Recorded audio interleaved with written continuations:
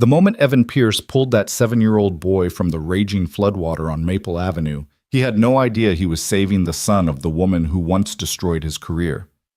Claire Dalton, his former boss, the architect of his downfall, would come running through that storm barefoot and desperate, only to freeze when she recognized the man holding her child.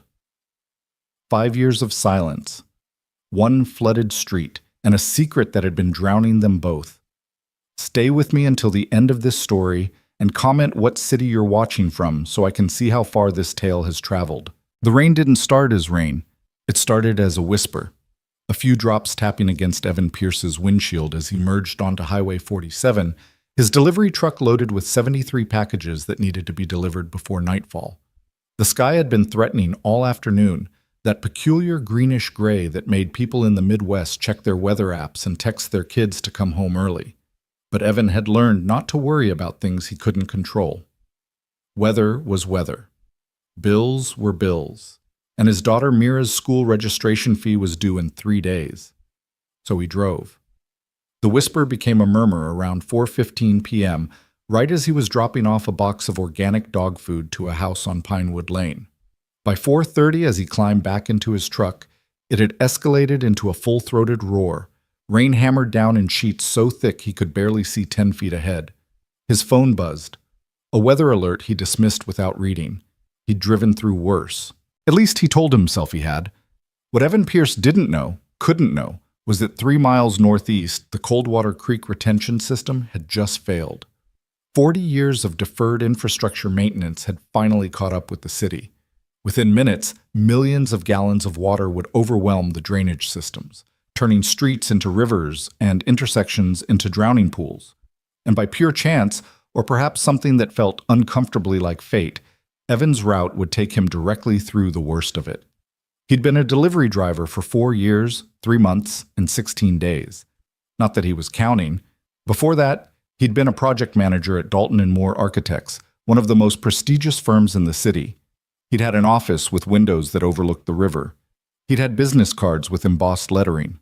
He'd had a future that felt solid, the kind that let you sleep at night without calculating whether you could afford both electricity and groceries. Then he'd had nothing. The memory still came at him sometimes when he wasn't prepared for it. Claire Dalton's face across her mahogany desk, the way she couldn't quite meet his eyes as she slid the severance paperwork toward him.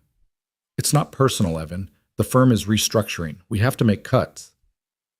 Her voice had been so carefully neutral, so professionally distant, that he'd almost believed she felt nothing. Almost. He'd wanted to tell her the truth that day. Wanted to explain that the mistake that had nearly cost the firm the Riverside Plaza project, the one that made him such an easy target for layoffs, hadn't been his mistake at all. But he'd looked at her pale face, at the shadows under her eyes that makeup couldn't quite hide, and he'd kept his mouth shut. Some secrets were heavier than others. Some debts couldn't be repaid with words. So he'd signed the papers, packed his desk into a cardboard box that had once held reams of printer paper, and walked out of that building for the last time. His wife had left 6 months later. "I didn't sign up for this," she'd said, gesturing vaguely at their suddenly smaller apartment, at his delivery uniform hanging by the door, at the life that had shrunk to fit their diminished circumstances. She'd taken the car, half the furniture, and her absence, though painful, had felt almost like relief. Mira, his 8-year-old daughter, had been the one good thing he'd managed not to break. She didn't care that they'd moved to a 2-bedroom apartment in a building where the elevator worked maybe half the time. She didn't complain when dinner was pasta 4 nights a week. She just hugged him extra tight on the nights when she sensed his exhaustion went deeper than tired muscles, and she drew him pictures that he taped to every available wall, explosions of color that made their small space feel less like failure. The rain was getting worse. Evan leaned forward, squinting through the windshield as his wipers worked frantically, achieving almost nothing. Water sluiced across the road in patterns that made him nervous, not the normal flow toward storm drains, but something more chaotic. Cross currents. He'd lived in this city his whole life, had driven these streets thousands of times, but the water was transforming everything into unfamiliar territory. He turned onto Maple Avenue because it was the next address on his route, a birthday present for someone named Jennifer Kovach, priority delivery, signature required. The street was tree-lined and usually quiet, the kind of neighborhood where people still knew their neighbors' names and kept their lawns obsessively maintained. But today it looked like a special effect from a disaster movie. Water rushed down both sides of the street in churning currents that had already swallowed the curbs and were creeping toward the houses. A trash can tumbled past like it weighed nothing. Papers and leaves and things Evan couldn't identify swirled in muddy whirlpools around the storm drains that had clearly given up even pretending to function. He should turn around. He knew he should turn around, but the Kovacs house was right there, number 847, third house on the left. And if he turned around now, he'd have to come back tomorrow, which would throw off his whole schedule, which would mean angry calls from the dispatch office, which would mean he was so tired of the cascade of small failures that seemed to define his life now. Evan put the truck in low gear and eased forward. The water was deeper than it looked. He felt it grab at his tires, felt the vehicle want to drift sideways. His hands tightened on the wheel. Just get to the house, drop the package, get out. Simple. He was halfway down the block when he saw the boy. At first it was just movement in his peripheral vision, something small and wrong in a landscape that was already all wrong. His brain took a second to process what his eyes were seeing. A child, maybe 7 years old, wearing a red raincoat that had come unzipped and was billowing behind him like a broken wing. The kid was in the water, in the street, being pushed by the current toward the intersection where Maple met Roosevelt Avenue, where the water was even deeper, where the current was even stronger. Time did that strange thing it sometimes does in crisis moments. It didn't slow down exactly, but it seemed to separate into distinct units, each one crystal clear and impossibly sharp. Evan saw the boy's face, white with fear and cold. Saw his mouth open in a cry that was swallowed by the storm. Saw the exact moment when the child lost his footing and went under. Evan didn't remember making the decision to stop the truck. Didn't remember opening the door or jumping out into water that hit him mid-thigh and immediately tried to knock him over. The cold was shocking, even though he'd expected it. That bone-deep cold that makes your muscles seize and your breath come in gasps. The current was stronger than it looked from inside the truck. Much stronger. It pushed at him with aggressive insistence, wanting to drag him along with all the other debris it had claimed. Evan planted his feet wide, feeling for solid ground beneath the rushing water, and pushed forward. "Hey!" he shouted, though he knew the boy couldn't hear him over the rain and his own panic. "Kid, hold on!" The boy's head surfaced 10 feet ahead, then went under again. Evan lunged forward, arms outstretched, his delivery uniform already soaked through and weighing him down. His foot hit something under the water, a curb maybe, or a piece of someone's fence that had torn loose, and he stumbled but caught himself. The water was up to his chest now. Every step was a negotiation with a force that wanted him to fall, to float, to give up and let it carry him wherever it was going. "I've got you," Evan gasped, even though he didn't, even though the boy was still out of reach. "I'm coming." His hand closed on fabric, the red raincoat, thank God for the red raincoat, and he pulled. The boy came up sputtering and coughing and trying to scream all at once. Evan got his other arm around the child's chest and lifted him up and out of the water, holding him against his shoulder the way he held Mira when she had nightmares. "You're okay?" Evan heard himself saying, the words coming automatically even though his heart was hammering and his legs were shaking from effort and cold. "I've got you. You're okay now." The boy clung to him, fingers digging into Evan's shoulders hard enough to bruise. He was crying and choking and shivering all at once. Evan turned, trying to orient himself, trying to figure out the safest path back to higher ground. The current fought him with every step. It wanted the boy back. It wanted them both. There. A blue sedan parked at an angle, its front tires up on someone's lawn, the hood still above the waterline. Evan aimed for it like it was home base, like it was the finish line, like it was the only thing in the world that mattered. His legs burned. His arms burned. The cut on his forearm, he didn't even remember getting cut, but blood was mixing with the dirty water, burned with a bright, sharp pain that felt almost clarifying. "Almost there," he panted into the boy's wet hair. "Just a little further, buddy. Just a little." His foot slipped. For one terrible second, they were both going under. Evan felt the water close over his head, felt the current grab at them with renewed hunger. Then his other foot found purchase, and he pushed up with everything he had left. They broke the surface together. The boy was screaming now, a high-pitched wail that somehow pierced through the storm's roar. 3 more steps. 2. 1. Evan's hand slapped against the sedan's hood, slick and solid and real. He shoved the boy up onto it, using the last of his strength to get the child completely out of the water. The boy scrambled backward until he was pressed against the windshield, still crying, but breathing, alive, safe. Evan clung to the side of the car, his legs shaking so badly he wasn't sure they'd support him if he tried to stand. Water rushed past his chest, pulling at him, whispering suggestions about how easy it would be to just let go. He pushed the thoughts away and focused on breathing. In and out, in and out. The boy was safe. That was what mattered. "Liam!" The voice cut through the storm like a knife, high and desperate, and so full of terror that Evan felt it in his own chest. He turned his head, water streaming down his face, and saw a woman running through the flood toward them. She was barefoot. That was the first thing he noticed, her feet bare and white against the dark water, her shoes apparently abandoned somewhere in her panic. She wore jeans and a white blouse that was plastered to her body by the rain. Her dark hair had come loose from whatever style she'd had it in and hung around her face in wet ropes. She ran with a kind of desperate grace, high-stepping through the current, her arms out for balance. "Liam!" she cried again, and the boy on the hood of the car responded, "Mom!" Evan watched her come, watched her fight the same water he'd just fought, watched her face transform from terror to relief as she saw her son alive and whole. She reached the car and grabbed the boy, pulling him down into her arms with a sound that was half laugh, half sob. She held him like she'd never let go, rocking him back and forth, pressing her face into his wet hair. "Thank God," she was saying, over and over. "Thank God, thank God, thank God." Then she looked up at Evan. The world stopped. It actually stopped. Or maybe it was just his heart that stopped, seizing in his chest as recognition hit them both at exactly the same moment.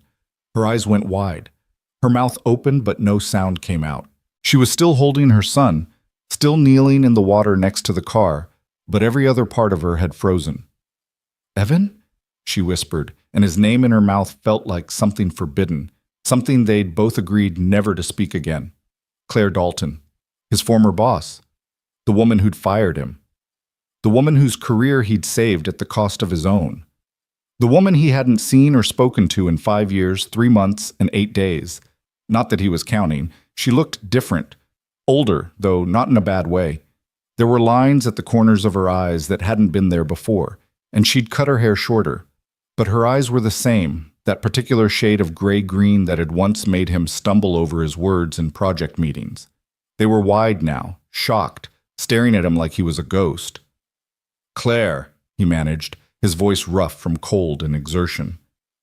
They stared at each other across 3 feet of flooded street and 5 years of silence.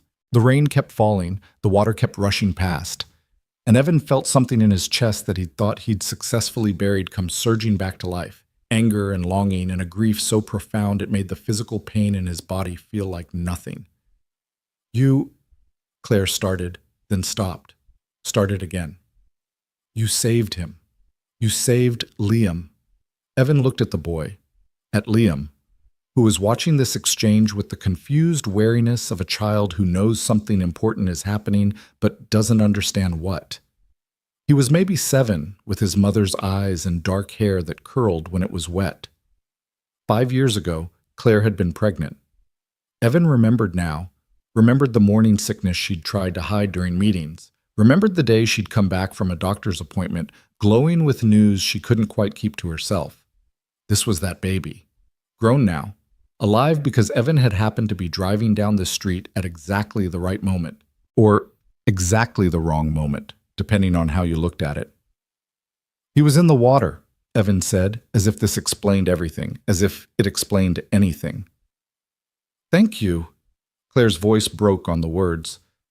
"Thank you. I can't." She pulled her son closer, fresh tears mixing with the rain on her face. "He ran out. I was inside and I heard the water, and I came out, and he was just gone. He'd gone out to... I don't even know why. She was spiraling, panic and relief making her words tumble over each other. Evan had seen her like this exactly once before, the night she'd called him at 11 p.m. from her office, her voice shaking as she told him about the mistake she'd made on the Riverside Plaza calculations. The mistake that would cost the firm millions if anyone found out. The mistake that could end her career before it really started. The mistake he'd claimed as his own. "He's okay," Evan said quietly. "That's what matters." Sirens cut through the air, emergency services finally making their way into the flooded area. An ambulance appeared at the top of the street, its lights painting everything in alternating red and white. Behind it came a fire truck, and behind that, police cars. Claire stood up, still holding Liam, and Evan saw her legs shake. She was running on adrenaline, same as him, and it was going to run out soon. He pushed himself away from the car, his own legs barely supporting him, and started to back away. "Wait," Claire said. "Evan, wait!" "The paramedics can check him out," Evan said, still moving backward through the water. Away from her, away from this moment that felt too big, too complicated, too dangerous. Make sure he didn't inhale too much water. He should be fine, but you're bleeding. Evan glanced down at his arm. The cut was deeper than he'd thought, a ragged gash just below his elbow where something sharp had caught him. Blood ran down his forearm in pink streams, diluted by the rain and floodwater. It hurt now that he was paying attention to it. "It's fine," he said. "It's not fine. You need—" Claire shifted Liam to one hip, reaching toward Evan with her free hand. "Come with us. The ambulance can—" "No." The word came out harder than he'd meant it to. He saw her flinch and hated himself for it, but he didn't take it back. "I need to get back to my truck. I have deliveries." It was the stupidest thing he could have said. They both knew it. His truck was probably flooded by now anyway, half the packages ruined, his job probably forfeit. But he needed something to hold on to, some excuse to walk away from this woman, and this moment, and the way she was looking at him like she was seeing him for the first time. "Evan, please!" The paramedics were calling out, asking if everyone was okay, starting to wade into the water toward them. Evan took advantage of the distraction to turn away, heading back toward where he'd left his truck. Every step sent pain shooting through his legs. His whole body was starting to shake as the adrenaline drained away and shock set in. "We need to talk," Claire called after him, her voice desperate. "Evan, we need to—" But he was already walking away, his shoulders hunched against the rain, his arms wrapped around himself as if he could hold his breaking pieces together through sheer force of will. Behind him, he heard Claire trying to explain something to the paramedics, heard Liam crying again, heard all of it fading as he put distance between them. His truck was where he'd left it, water up to the wheel wells now, the engine definitely dead. Evan stood in the rain and looked at it, at this vehicle that represented 4 years of starting over, of swallowing his pride, of doing what needed to be done to take care of his daughter. It should have felt like disaster. It should have felt like one more thing breaking in a life that was held together with duct tape and determination. Instead, he felt nothing. Nothing but cold and pain and a strange, hollow emptiness where all his emotions should have been. A police officer appeared at his elbow. Sir, are you all right? Do you need medical attention?" Evan looked at him, young guy, maybe 25, with the earnest concern of someone who still believed he could help everyone. "I'm fine," Evan said automatically. Then, because he could see the officer looking at his arm, at the blood still flowing, "Just a cut. It looks worse than it is." "You should really let the paramedics—" "I said I'm fine." The officer's face shifted from concern to professional assessment. "Is this your vehicle, sir?" "Yeah." "I'm afraid you're going to need to have it towed. The street won't be clear for several hours, maybe not until tomorrow. Is there someone you can call?" Evan almost laughed. Someone he could call. Right. He pulled out his phone, waterlogged, screen flickering, probably dead within the hour, and stared at it. His contact list was depressingly short. Emergency contacts, Mira's school, his supervisor at work, the food delivery place they ordered from on Fridays when he was too exhausted to cook. "Yeah," he said, "I'll call someone." The officer nodded, already moving away to help with the next crisis.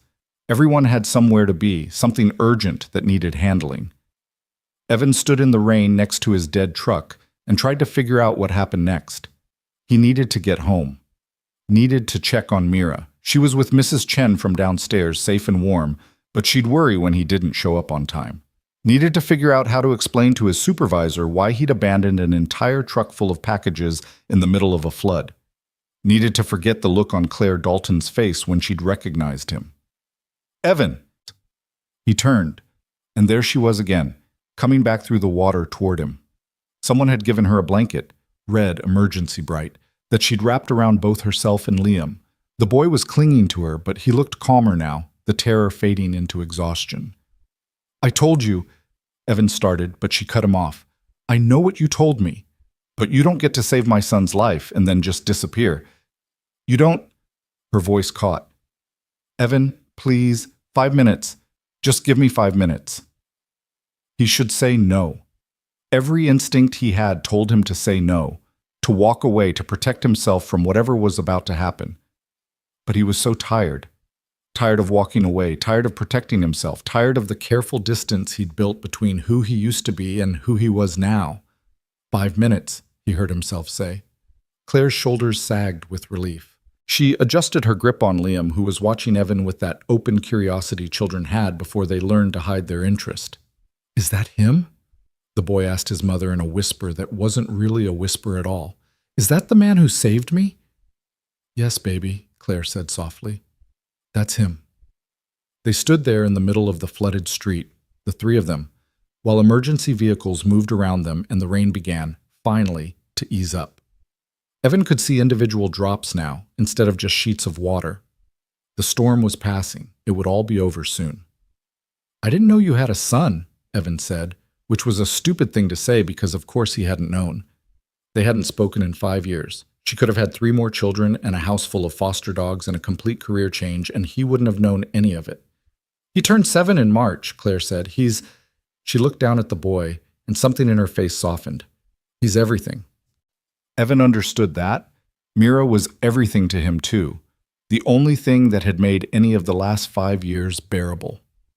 "You shouldn't be out here," Claire continued, looking at his arm again. "You're injured and you're going into shock.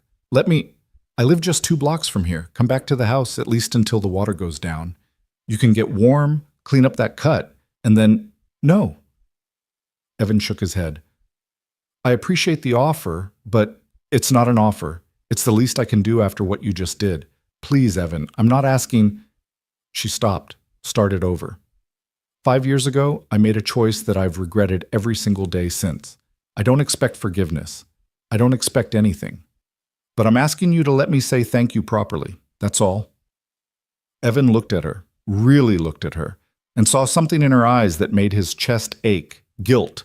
Deep, corrosive guilt that he recognized because he'd been carrying his own version of it for just as long. She thought she'd destroyed his life, and maybe she had, though not in the way she believed. The truth was there between them, unspoken, heavy as the water that still rushed past their feet. He could tell her. Right now, right here, he could tell her what really happened with the Riverside Plaza project.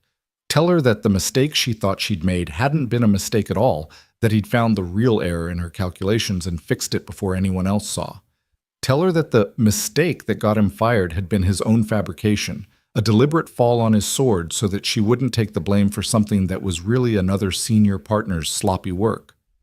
But looking at her exhausted face, at the way she held her son like he was the only thing keeping her tethered to the earth, Evan couldn't do it. Some secrets were meant to stay buried. Some sacrifices didn't need witnesses. 1 hour, he said finally. I'll come dry off and let you patch up my arm. But then I need to get home to my daughter. Relief flooded Claire's face. You have a daughter? I do. Mira, she's 8. Then we'll make sure you get home to her. Claire shifted Liam again, turning toward the higher ground at the end of the street. Come on, my house is this way. They walked together through the receding floodwater, 3 people bound together by chance and crisis and the weight of things left unsaid. Evan kept his eyes forward, not looking at Claire, not letting himself wonder what happened next. 1 hour. He'd give her 1 hour, and then this strange, terrible day would be over. He didn't know, couldn't know, that this was just the beginning, that walking into Claire Dalton's house was going to change everything he thought he knew about the last 5 years, that some doors, once opened, couldn't be closed again. The rain had stopped completely by the time they reached her house, a two-story colonial with blue shutters and a porch that wrapped around the front. Water still covered the lawn, but the house itself sat high enough to have escaped the worst of the flooding. Claire led them up the porch steps, fishing keys from a pocket in her soaked jeans. "I know it's a mess," she said, pushing the door open. "We were in the middle of—" She stopped talking as they entered, and Evan saw why. The house was in chaos, not from the flood, but from life. Liam's toys were scattered across the living room floor. Dishes were piled in the sink, visible through the kitchen doorway. Papers covered the dining room table in precarious stacks. It was the kind of mess that spoke of someone too busy to keep up, too tired to care, too alone to have help. It looked like Evan's apartment. It looked like a single parent's home. "Where's your husband?" Evan asked, before he could think better of it. Claire's face did something complicated. "There isn't one. There never was." She set Liam down, keeping one hand on his shoulder. "Go change out of those wet clothes, baby. Put on something warm." "But Mom, now Liam—" The boy looked like he wanted to argue, but something in Claire's voice stopped him. He trudged toward the stairs, glancing back at Evan one more time before disappearing upward. They heard his feet on the stairs, then silence. Claire turned to Evan, and in the dim light of her living room, with wet hair and no makeup, and exhaustion written in every line of her body, she looked more real than he'd ever seen her. More human. Less like the polished executive who'd sat across from him in that mahogany-lined office, and more like someone who was just trying to survive one day at a time. "I should get you a towel," she said, "and the first aid kit. Sit. Anywhere is fine."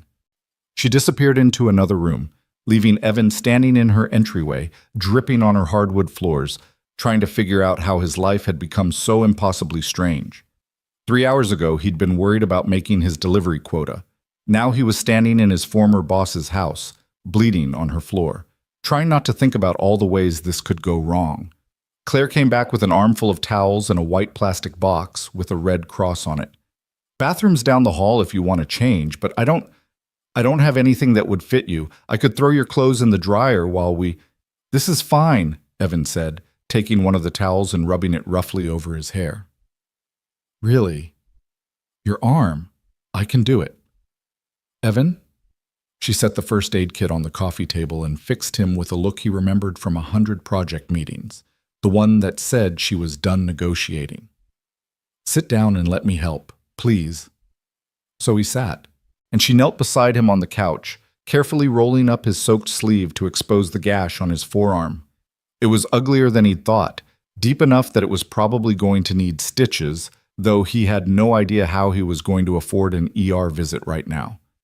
"This needs more than just bandaging," Claire said quietly, echoing his thoughts. "You should go to the hospital." "Can't afford it." The words hung between them, simple and brutal. Claire's hand stilled on his arm. She didn't look up at him, but he saw her throat work as she swallowed. "I'm sorry," she whispered. "Evan, I'm so—" "Don't." He pulled his arm back, started to stand up. "I told you I don't want—" "You took the fall for me." The words burst out of her like they'd been held back too long, under too much pressure. 5 years ago, the Riverside Plaza project. That wasn't your mistake. I know it wasn't. I've known for years, but I couldn't. Evan froze. The world tilted sideways. "How long have you known?" he asked, his voice barely a whisper. Claire finally looked up at him, and her eyes were bright with unshed tears. "Since about a month after you left. I found the original files, found the notes in your handwriting where you'd caught the real error. Marcus Chen's calculations were wrong, not mine. You fixed it, covered it up, and then when the firm needed someone to blame for the delayed timeline, you volunteered yourself. You let them think you were incompetent when really—" She stopped, pressing her hands against her eyes. "Why didn't you say anything?" Evan asked. "Why didn't you tell them the truth?" "Because by the time I figured it out, you were already gone. And Marcus Chen was a senior partner who could destroy my career with a word. I was pregnant, Evan, alone and pregnant and barely holding on to my job. I tried to find you, to explain to—" Her voice broke. "But you disappeared, changed your number. And I told myself you were probably fine, that you'd landed somewhere better, that you didn't want to hear from me anyway." Evan sat back down. His legs wouldn't hold him anymore. 5 years. She'd known for 5 years and said nothing. He'd been driving a delivery truck and eating ramen and watching his dreams evaporate while she'd known. "You should have told someone," he said. "I know." "You should have made it right." "I know." Tears were sliding down her face now. "But I was scared, and I was alone, and I chose wrong. I've been choosing wrong for 5 years, and then today—" She gestured helplessly at nothing. "Today you saved my son's life. You saved Liam. And I realize that you've been saving me all along, even after everything I—" "Stop." Evan couldn't listen to anymore, couldn't process the tangle of emotions rising in his chest, anger and vindication, and something that felt uncomfortably like relief. He'd carried that secret for so long, had convinced himself it didn't matter anymore, that the past was dead and buried. But Claire had known, had carried her own guilt. They'd both been drowning for 5 years, just in different waters. They sat in silence, the only sound their breathing and the faint drip of water from their soaked clothes. Outside, the emergency sirens had faded. The storm was over. But inside this living room, in the space between two people who'd once known each other professionally and now didn't know each other at all, the real storm was just beginning. "I run the firm now," Claire said finally, her voice steadier. "Marcus Chen retired 2 years ago. I bought out his shares. Dalton and Moore is mine now, and we're doing well. Better than well. And I've spent 5 years building something that should have had your name on it too." Evan looked at her, at this woman who'd been his boss and his secret keeper and his ghost. "Why are you telling me this?" "Because I want you to come back," she said simply. "Come back to the firm. Not as a project manager, as a partner. Equal shares, equal say. It's the least I can do to begin to make this right." The words didn't make sense. Evan heard them, processed them individually, but strung together they were just noise. "Come back, partner. Make it right." "You're in shock," he said. "Your son almost died. You're not thinking clearly." "I'm thinking more clearly than I have in years." Claire reached for his hand and he let her take it, too stunned to pull away. "Evan Pierce, you saved my son's life today, but 5 years ago you saved mine. Let me return the favor, please." Evan looked at their hands, his rough and scarred from years of manual labor, hers still elegant despite being soaked and cold. He thought about Mira, about the school registration fee he couldn't quite afford, about the truck sitting dead in the middle of Maple Avenue, about the life he'd built from the wreckage of his old one, the life that was always one crisis away from complete collapse. He thought about drawing late at night after Mira was asleep, architectural sketches he'd never show anyone, dreams he'd carefully filed away in the drawer labeled impossible. "I need to think about it," he said. Claire nodded, not pushing, not arguing. "Of course. Take all the time you need, but Evan, I meant what I said. This isn't charity. The firm needs someone like you. I need someone like you. Someone who—" She paused, choosing her words carefully. "Someone who knows what it means to do the right thing even when it costs everything." Upstairs, they heard Liam moving around in his room, the ordinary sounds of a child getting ready for bed, drawers opening, water running, life continuing despite the crisis, despite everything. That was what parents did, Evan thought. They kept life continuing no matter what. "I should go," he said, standing up. His arm throbbed, his clothes were still soaked, and he had no idea how he was going to get home, but staying here felt dangerous in a way he couldn't quite articulate. "Let me call you a car," Claire said, already pulling out her phone. "And give me your number, please. Even if you decide you never want to hear from me again, at least let me know you got home safely." So he gave her his number, this woman from his past who'd suddenly crashed back into his present, and he stood in her doorway while she called a rideshare, and he didn't look at her because if he looked at her he might say something stupid, might agree to something he'd regret. 3 minutes, Claire said, checking her phone. "The driver will be here in 3 minutes." Evan nodded. 3 minutes. He could survive 3 minutes of awkward silence. "For what it's worth," Claire said quietly, "I really am sorry. For all of it. For being too much of a coward to speak up when it mattered. For letting you take the fall. For—" She stopped, started over.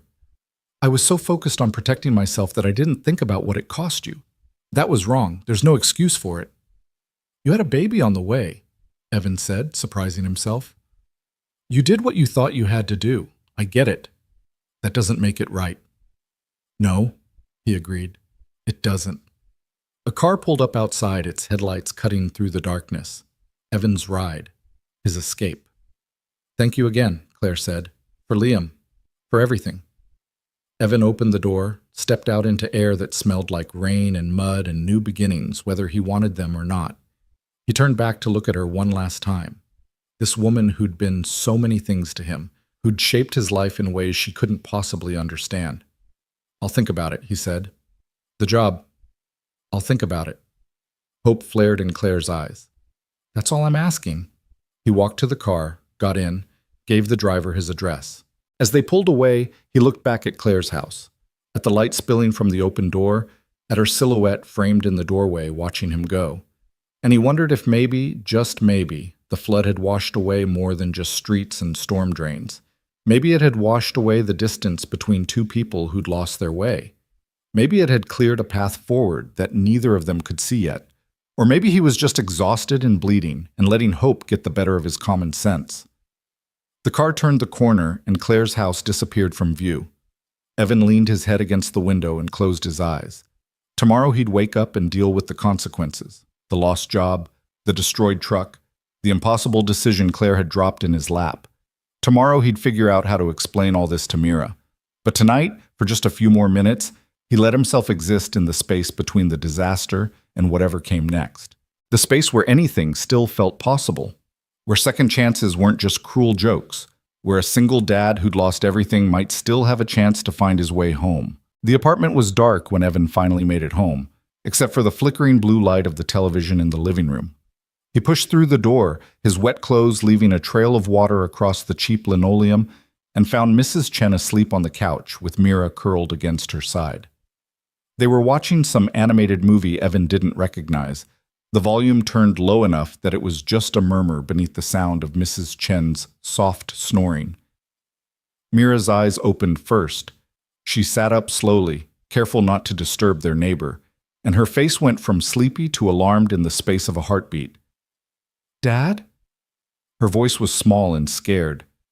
What happened to you?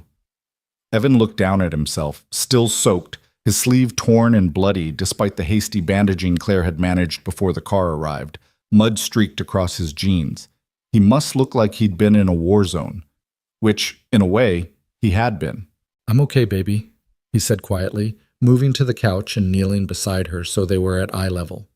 There was flooding downtown. I had to help someone, but I'm fine, just wet and tired. Mrs. Chen stirred, her eyes opening in that sudden, complete way elderly people seemed to master, 0 to fully alert in half a second. She took one look at Evan and made a soft sound of distress. Evan, you're hurt. What happened? Should I call? It's okay, Mrs. Chen, really. I just need to get cleaned up. Evan touched her arm gently, grateful as always for this 72-year-old woman who'd become their emergency contact, their backup parent, their safety net. Thank you for staying with Mira. I'm sorry I was so late. Late?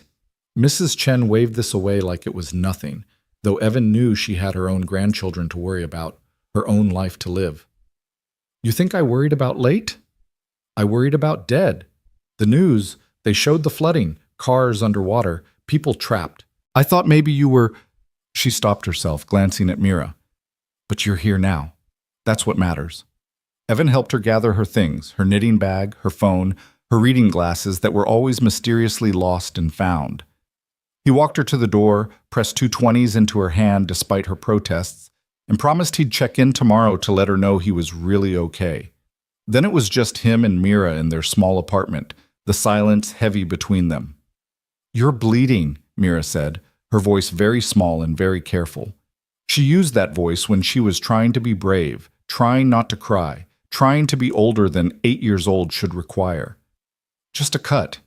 It looks worse than it is. Evan sat down on the couch, and Mira immediately climbed into his lap, not caring that his clothes were wet and dirty.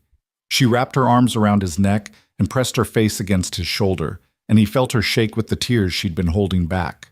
I thought something bad happened, she whispered into his shirt.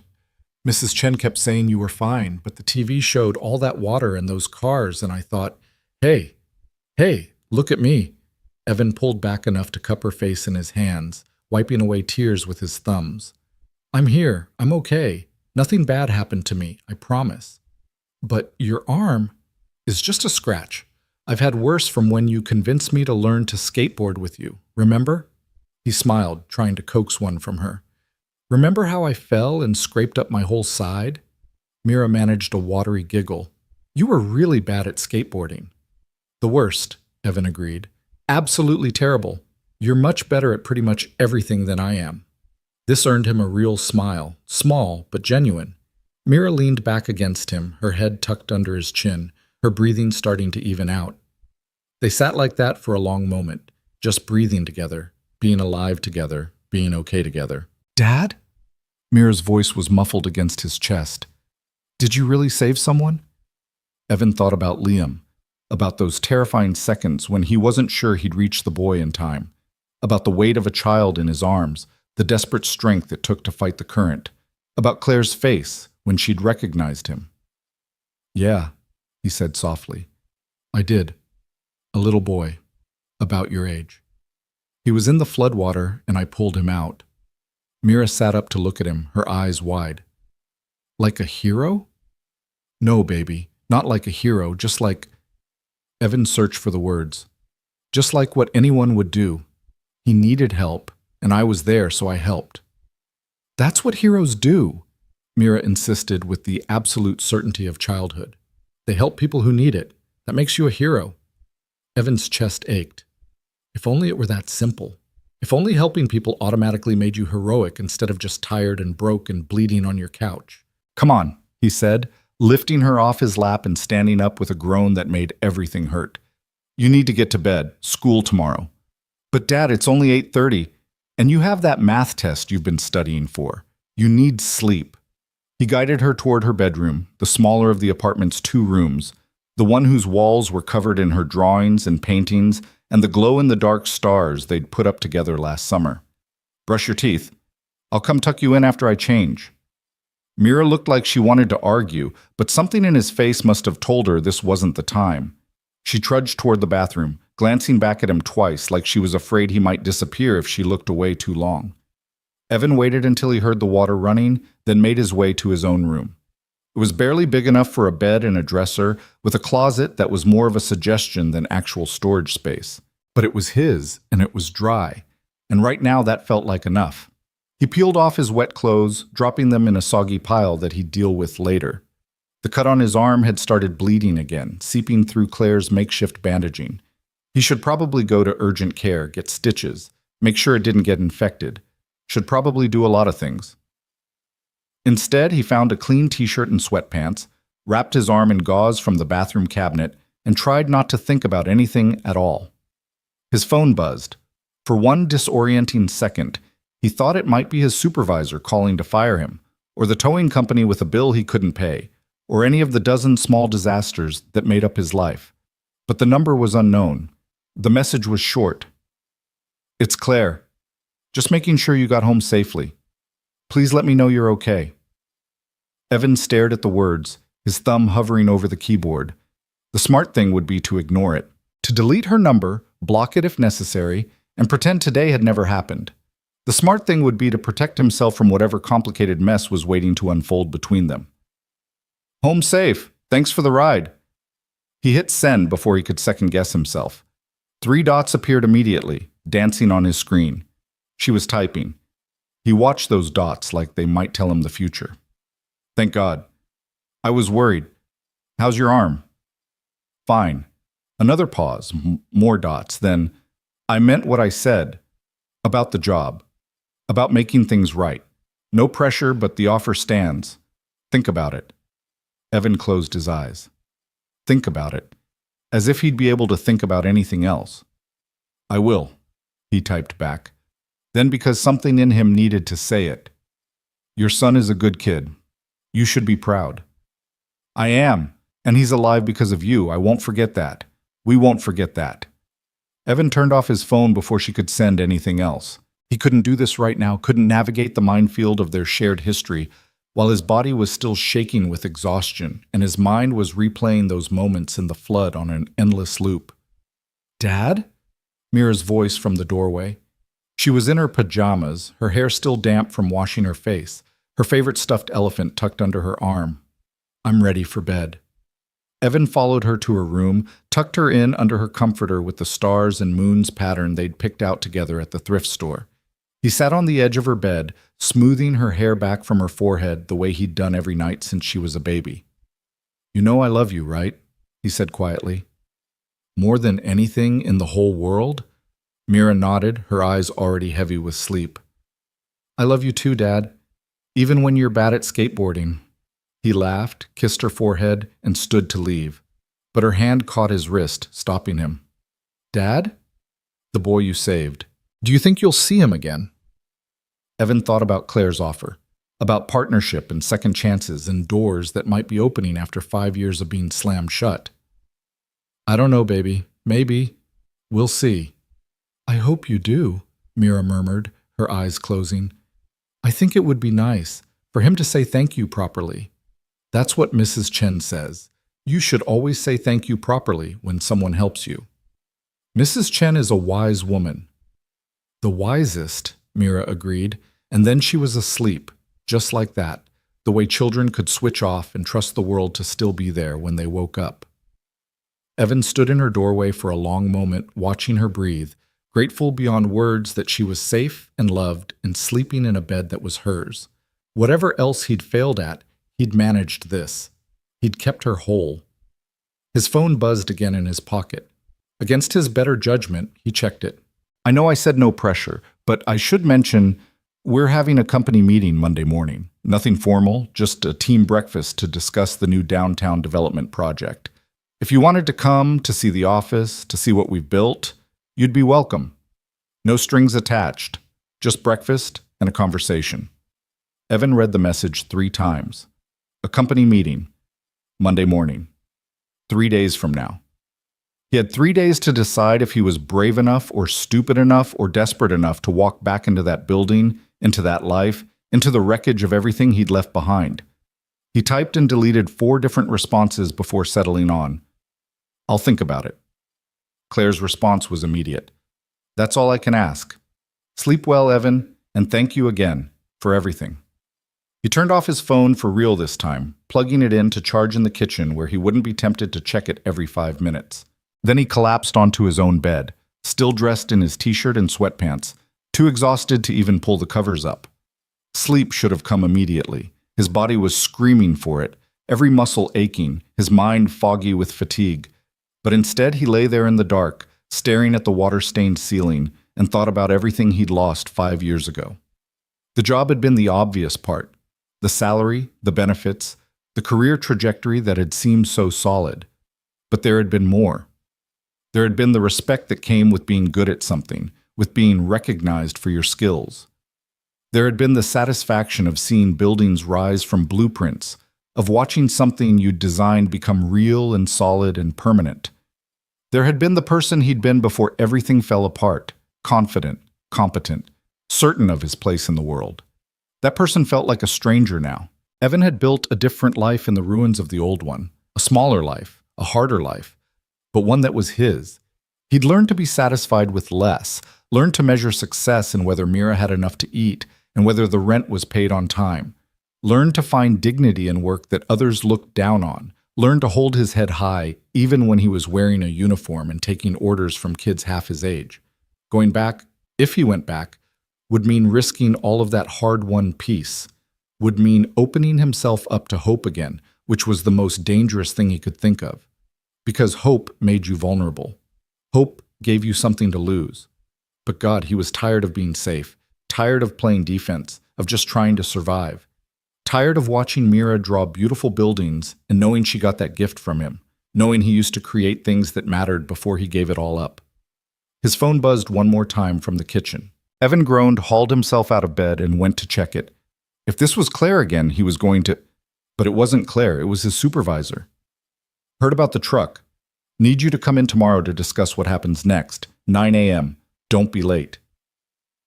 Evan's stomach dropped. Right, the truck.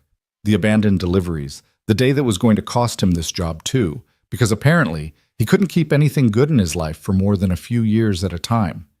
He didn't respond to the message. What was there to say? He'd show up tomorrow morning, take whatever consequences were coming, and figure out the next move. That's what he always did. He improvised, adapted, survived, but as he climbed back into bed, as exhaustion finally started to pull him under, a small voice in the back of his mind whispered, "What if you didn't have to just survive? What if you could actually live again?" He pushed the thought away. Dangerous. Too dangerous.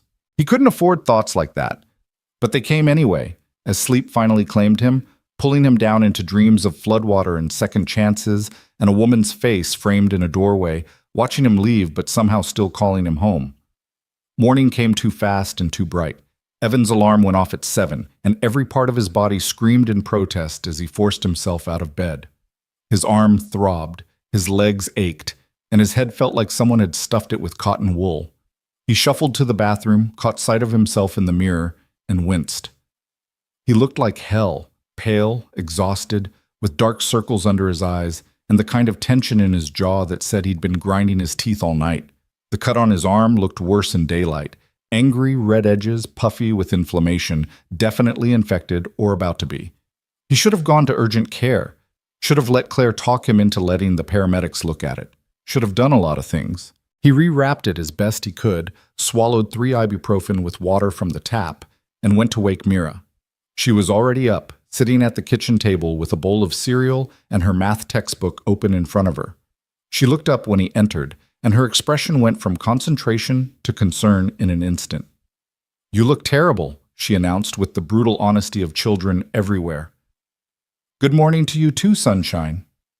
Evan poured himself coffee from the pot Mrs. Chen must have set up before she left last night. Bless that woman. Bless her and all her grandchildren and her entire family tree. "I'm serious, Dad. You look sick. Are you sure you're okay?" "Just tired, and I have to go into work this morning for a meeting."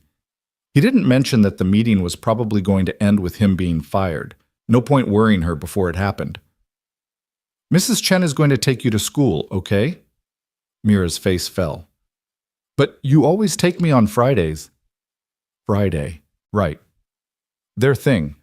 Breakfast at the diner 2 blocks from her school, then the walk together, his one morning a week where he got to pretend he was a normal parent with a normal schedule. And he was about to blow it for a meeting where his boss would tell him what he already knew. "I know, baby, I'm sorry, but this is important. We'll do breakfast tomorrow instead, okay? Saturday morning, just you and me, pancakes and everything." Mira nodded, but he could see the disappointment in her eyes, could feel the weight of one more small failure added to the pile. He was so tired of disappointing her, so tired of everything being hard. The meeting with his supervisor went exactly as expected. Frank Dominguez sat behind his cluttered desk in an office that smelled like stale coffee and cigarettes, and he didn't waste time with pleasantries. "The truck's totaled," he said, pulling up photos on his computer and spinning the monitor so Evan could see.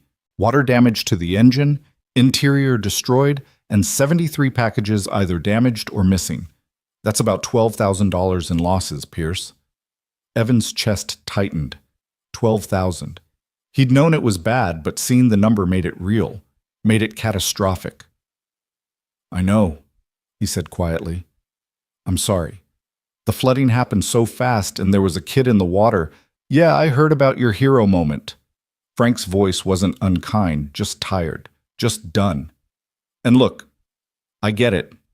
You did what you had to do, but the company's policy is clear. You're responsible for the vehicle and its contents. They're going to want to recoup the losses." "I don't have $12,000. "Nobody has $12,000, Pierce. That's not the point. The point is," Frank sighed, rubbing his face. "Look, I went to bat for you, told them about the kid, about the circumstances. Best I could do was get them to agree not to press charges if you resign. Clean break, no lawsuits, no debt collection. You walk away and they eat the loss as part of the storm damage insurance claim." Evan had known this was coming, but hearing it still felt like a punch to the gut. Resign, walk away, start over again, for what felt like the 100th time. "When?" he asked. "They want a letter by end of business today." "I'm sorry, man, really. You were a good driver. Never missed a day, never complained, always made your numbers. But corporate doesn't care about any of that. They just see the dollar signs. Evan nodded, stood up, shook Frank's hand even though the gesture felt hollow. Thanks for trying. What are you going to do? Frank asked as Evan reached the door. Evan thought about Claire's message, about the company meeting on Monday morning, about doors that might be opening just as this one slammed shut, about second chances and whether he was brave enough to reach for one. I don't know yet, he said honestly, but I'll figure it out. I always do. Outside, the day was bright and clear, the kind of perfect autumn morning that felt like mockery after the previous night's storm. The streets were still littered with debris, branches and trash and the detritus of broken lives scattered across the sidewalk. City workers were out with their trucks, cleaning up, making everything look normal again. Like the flood had never happened, like people's lives hadn't been turned upside down in the space of a few hours. Evan walked without direction, just needing to move, needing to think. His phone was heavy in his pocket. He could call Claire right now, could tell her yes, he'd come to the meeting Monday, could let her give him back everything he'd lost 5 years ago. But what if it didn't work out? What if he walked back into that world and failed again? What if he wasn't good enough anymore? Wasn't sharp enough? Had been away too long? He'd have given up what little stability he had left for a chance that might crumble the moment he touched it. His phone rang, making him jump. Unknown number but local area code. He answered warily. Mr. Pierce, this is Karen Mitchell from Riverside Elementary. I'm calling about Mira. Evan's heart stopped. Is she okay? What happened? She's fine, the woman said quickly. But we had a small incident in class this morning. She got upset during a test. Apparently she was worried about you after yesterday's flooding. Her teacher says she started crying and couldn't calm down. We tried to reach you, but I'll be right there, Evan said, already turning to head toward the school. 10 minutes. Tell her I'm coming. He made it in 8, jogging the last 3 blocks because his truck was gone and the bus would take too long. The school secretary gave him a visitor's pass and directed him to the nurse's office, where Mira sat on the examination table, her face blotchy from crying, her hands twisted in her lap. Dad! She launched herself at him, and he caught her, held her, felt her shake against his chest. I'm here, baby. I'm here. What's wrong? I couldn't, Mira hiccuped, trying to get the words out. I couldn't stop thinking about you in the water yesterday, and then the test had a word problem about flooding, and I got scared. What if something had happened to you? What if you'd... Hey, look at me. Evan pulled back, cupping her face like he had last night. Nothing happened to me. I'm fine. I'm right here. But you could have died, Mira whispered. You could have died saving that boy, and then I'd be alone, and I can't. Evan's heart broke. He'd been so focused on hiding his own stress, his own fears, that he hadn't thought about what yesterday had looked like from her perspective. His 8-year-old daughter had watched the news, seen the flooding, spent hours not knowing if her father was alive or dead. And then he'd come home looking like he'd been in a war, bleeding and exhausted, and expected her to just accept his reassurances and go to sleep. I'm sorry, he said softly. I should have talked to you more last night. Should have explained better. You're right, baby. It was dangerous. And I was scared too. But I'm okay. We're okay. Promise? Mira's voice was so small. I promise. Evan hugged her tight. And hey, guess what? I don't have to go back to work today. The meeting ended early, so I'm taking you out of school, and we're going to spend the whole day together. Just us. Anything you want to do. Mira pulled back, her eyes wide. Really? We can leave school? Really? I'll sign you out right now. Where do you want to go? She thought about it, wiping her eyes. The art museum? Of course, the art museum, where they had free admission on Fridays, and Mira could spend hours looking at paintings and sculptures while Evan tried to explain the architectural elements of the building itself. It was her favorite place in the world, and they hadn't been in months because he was always working. The art museum it is, Evan said. Come on, let's go tell your teacher you're leaving. They spent the afternoon wandering through galleries, Mira's hand in his, her earlier panic slowly fading into something like peace. She showed him her favorite pieces. A bronze sculpture of a dancer in mid-leap, a landscape painting that she swore looked exactly like the park near their old house, an abstract piece that was just splashes of color but somehow made her happy. "I wish I could paint like that," she said, staring at the abstract piece with longing. "You can," Evan told her. "You're already amazing at art. You just need practice." "And lessons," Mira added. "Mrs. Davis, that's my art teacher. She says I have talent, but I need proper instruction to really develop it. But lessons are expensive, right?" Evan felt that familiar ache in his chest. "Yeah, baby, they are. But maybe," he stopped himself. He'd been about to say maybe someday, maybe when things got better, but those felt like empty promises. Lies he told to make her feel better that they both knew weren't true. "It's okay," Mira said, squeezing his hand. "I can still practice on my own. And you help me. That's better than lessons anyway." She was 8 years old and already learning to lower her expectations, to make peace with less than she deserved. Evan hated that, hated what his failures had taught her about the world. They stopped for lunch at the museum cafe, splurging on sandwiches and cookies, even though Evan knew he shouldn't be spending money he didn't have. But Mira needed this. They both needed this. A few hours where life wasn't hard, where they could just be together and happy and normal. "Dad?" Mira said through a mouthful of cookie.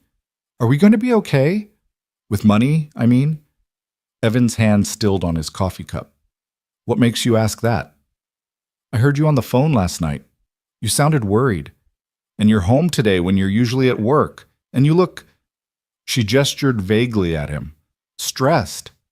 8 years old and already reading him like a book, already worrying about adult problems. He wanted to lie, to reassure her that everything was fine, but he'd never lied to Mira before. She deserved honesty, even when it was hard. "Things are tight right now," he admitted. "The truck from work got damaged in the flood, so I'm probably going to need to find a new job. But we'll be okay. We always figure it out, right?" "Right," Mira said, but her voice was uncertain. "Hey." Evan reached across the table, took her hand. "I know things have been hard lately, and I know we can't always do everything you want or have everything we need right away. But we have each other. That's what matters. That's what makes us okay." Mira nodded, squeezing his fingers.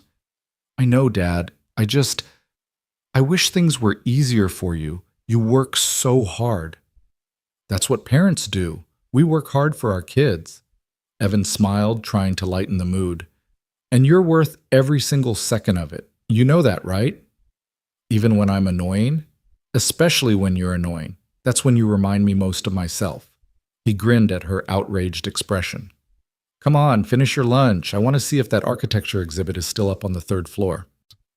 They spent another hour wandering through displays of blueprints and models, Evan explaining load-bearing walls and cantilevers and design philosophy, while Mira listened with the kind of focused attention she only gave to things that really interested her. She asked questions, good questions, smart questions, that showed she was really thinking about how buildings worked and why they were designed the way they were.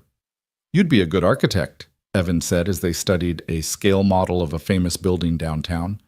"Like you?" Mira looked up at him. "I was never an architect, just a project manager. I helped coordinate the work, made sure everything stayed on schedule and on budget." "But you wanted to be an architect, right? You have all those drawings at home." Evan was quiet for a moment. "Yeah," he said finally. "I did, but sometimes life takes you in different directions than you planned." "Do you think you'll ever go back to it?" Mira asked. "To architecture?" And there it was. The question that had been circling in his mind since last night, since Claire's offer, since the moment he'd recognized her in that flooded street. "Do you think you'll ever go back?" "I don't know," Evan said honestly. "Maybe, if the right opportunity came along." "I think you should," Mira said firmly. "You're always happiest when you're drawing buildings. You should do something that makes you happy." Out of the mouths of babes. Evan hugged his daughter, pressing a kiss to the top of her head. "When did you get so wise?" "I've always been wise. You just don't always notice." They left the museum as the afternoon light started to slant golden through the windows. Outside, the city had almost completely recovered from yesterday's storm. The streets dry, the debris mostly cleared, life moving forward like nothing had happened. But Evan knew better.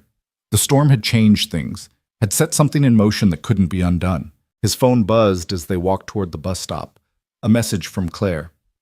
I don't want to pressure you, but I wanted you to know. I told the team about yesterday, about what you did. They all want to meet you.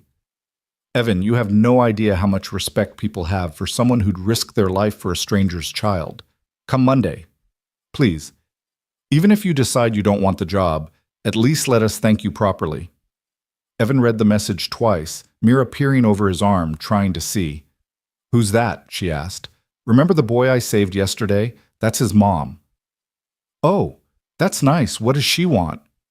Evan looked at his daughter, at her bright eyes and her curious face and her complete faith that he would somehow figure everything out.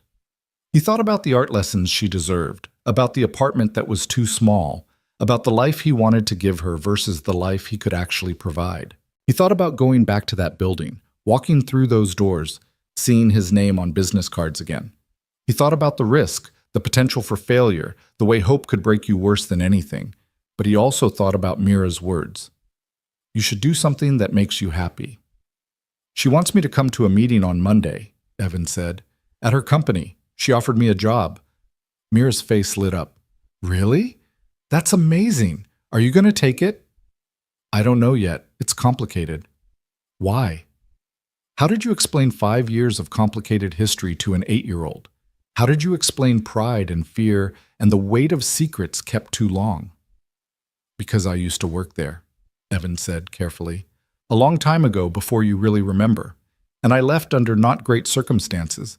Going back would be hard. Mira was quiet for a moment, thinking. Then she said, Mrs. Chen has a saying. She told it to me once when I was scared about trying out for the school play. She said, the only way to see if a door is locked is to try the handle. Evan stared at his daughter. That's pretty wise. I told you I'm wise. Mira grinned at him. So, are you going to try the handle, Dad? The bus was coming down the street toward them.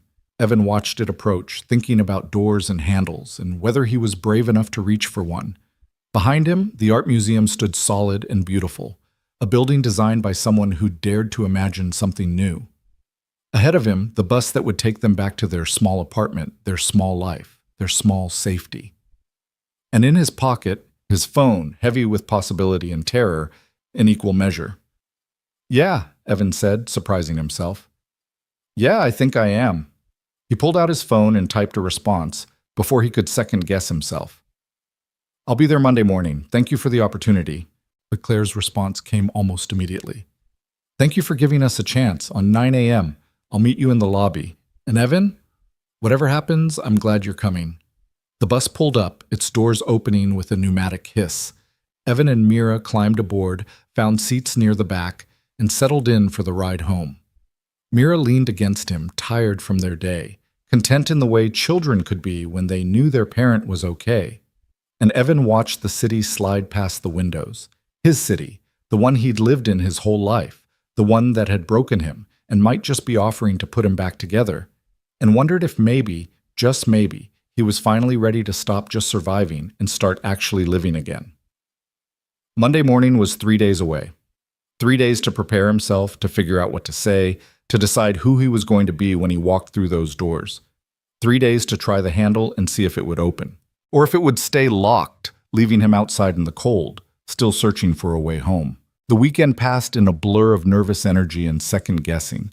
Saturday morning, Evan kept his promise and took Mira to the diner for pancakes, but he barely tasted his food. His mind was already at Monday, already walking through those doors, already facing Claire and whatever complicated emotions came with her. Mira noticed, of course. She always noticed. You're doing that thing again, she said, pouring too much syrup on her pancakes. What thing? That thing where you're here but not really here. Like your body is at the table but your brain is somewhere else. She pointed her fork at him accusingly. You've been doing it all morning. Evan forced himself to focus, to be present. Sorry, baby. I'm just thinking about Monday. The job interview? It's not really an interview, more like, he struggled to find the right words, more like a conversation about possibilities. Are you scared? Mira asked, with that directness children had before the world taught them to dance around uncomfortable truths. Was he scared? Terrified. Absolutely terrified. But he couldn't tell her that, couldn't let her see how much this was shaking him. A little nervous, he admitted. It's been a long time since I worked in an office. I'm not sure I remember how. I bet it's like riding a bike, Mira said confidently. You never really forget. Evan wished he had her certainty. He spent the rest of Saturday trying to distract himself with normal weekend things, laundry, grocery shopping with the last of his paycheck, helping Mira with a school project about the solar system. But his mind kept drifting back to Monday, to the moment when he'd have to walk through those doors and face not just Claire, but the entire life he'd left behind. Sunday was worse. He woke up at 5 in the morning from a dream he couldn't quite remember, his heart pounding, his sheets soaked with sweat. The apartment was quiet except for the distant sound of traffic and someone's television bleeding through the thin walls. Evan lay in the dark and tried to breathe through the panic that was trying to claw its way up his throat. What was he doing? What made him think he could just walk back into that world after 5 years of delivering packages? He'd lost his edge, lost his confidence, lost whatever it was that had made him good at his job in the first place. Claire was making this offer out of guilt, out of gratitude, out of some misplaced sense of obligation. Not because he actually deserved it, not because he was actually good enough. By the time the sun came up, Evan had talked himself out of going at least 3 times. He'd drafted and deleted 2 different text messages to Claire canceling, coming up with excuses that sounded plausible. Mira was sick. He had another opportunity. He'd reconsidered and didn't think it was right for him. But every time his thumb hovered over the send button, he thought about his daughter's words. You should do something that makes you happy. And he thought about Mrs. Chen's wisdom, filtered through Mira's interpretation. The only way to see if a door is locked is to try the handle. He didn't send the messages, but he didn't sleep again either. Sunday afternoon, Mrs. Chen appeared at their door with a garment bag and a knowing look that made Evan both grateful and slightly uncomfortable. You have job interview tomorrow, she announced, not asking, just stating facts. You need proper clothes. I have grandson, Marcus, very successful, works in finance downtown. He left some things at my place last time he visited. You're about same size. She thrust the garment bag at Evan. Take, wear, look professional. Mrs. Chen, I can't. You can and you will. Marcus has more suits than sense. He won't miss one. She softened, reaching up to pat Evan's cheek. You're a good man, Evan. Good father. You deserve good things. Tomorrow, you walk in there with your head up, yes? You show them what they've been missing. Evan felt his throat tighten. Thank you, he managed. Don't thank me. Just succeed. That's all the thanks I need. She turned to leave, then paused at the door. And Evan, that woman who called you, the mother of the boy you saved, she must be a very special person to give you this chance. Don't waste it being scared. After she left, Evan unzipped the garment bag. Inside was a charcoal gray suit, pressed and perfect, with a white dress shirt and a navy tie. He tried it on in his bedroom, standing in front of the mirror that hung on the back of his door, and barely recognized himself. The suit fit almost perfectly. A little loose in the shoulders maybe, but nothing that would be noticeable. He looked like someone who belonged in an office, someone who made decisions and commanded respect, someone who wasn't one missed paycheck away from eviction, someone he used to be. Dad? Mira's voice from the doorway. Wow, you look really fancy. Evan turned, suddenly self-conscious. Too much? No way. You look like... Mira paused, searching for the right comparison. You look like a movie star playing a businessman, like you're about to go negotiate a really important deal or something. It's just a meeting. It's not just anything, Mira said seriously. She came into the room, studying him with an intensity that made him want to squirm. This is important. This could change things for us, right? Evan knelt down so they were eye level. Maybe. But even if it doesn't work out, we'll be okay. You know that, right? We always figure it out. I know. Mira reached out, straightening his tie with the careful precision of someone who'd watched too many movies. But I think it will work out. I have a good feeling about it. When did you become such an optimist? Somebody has to be, Mira said, grinning. You're too busy being realistic all the time. That night, Evan couldn't eat dinner. His stomach was too twisted with nerves, too tight with anticipation and dread. He pushed pasta around his plate while Mira chattered about her day, about school, about the art project she was working on. He tried to focus, tried to be present, but his mind was already at tomorrow. After Mira went to bed, Evan sat at the kitchen table with a cup of coffee he didn't drink and looked at his old architectural sketches. He'd pulled them out of the drawer where he kept them hidden, all those drawings he'd done late at night when he couldn't sleep, when his hands needed something to do and his mind needed somewhere to go. Buildings that didn't exist, designs that would never be built, dreams that were supposed to stay dreams. Some of them were good, really good. Even with his untrained eye, even after 5 years away from the industry, he could see that. They had vision, creativity, the kind of innovative thinking that separated adequate architecture from something special. He'd drawn these on scrap paper, on the backs of delivery receipts, on whatever he could find during breaks and lunch hours. Stolen moments of creation in a life that was otherwise just about survival. What if Claire was right? What if he did still have something to offer? What if these 5 years hadn't just been about losing things, but about learning things, about resilience and determination, and what really mattered? Or what if he was deluding himself, seeing potential that wasn't really there, setting himself up for another devastating failure? Evan gathered up the sketches and put them back in the drawer. Tomorrow would answer all these questions. Tomorrow he'd find out if the door was locked or if it would open. Tomorrow he'd discover whether second chances were real or just another cruel joke the universe liked to play on people desperate enough to hope. He went to bed but didn't sleep. Every time he closed his eyes, he saw Claire's face in the rain, heard her voice saying his name like a revelation and an apology all at once. He saw Liam's frightened eyes, felt the weight of the boy in his arms. He saw the office he used to have, the desk that used to be his, the life that used to be possible before everything fell apart. At 4 a.m, he gave up on sleep and got up to make coffee. The apartment was dark and quiet, except for the hum of the ancient refrigerator and the sound of his own breathing. Evan stood at the kitchen window looking out at the city waking up. Lights coming on in windows, early commuters already on the streets, the world getting ready for another Monday morning like it was just another day. But it wasn't just another day. Not for him.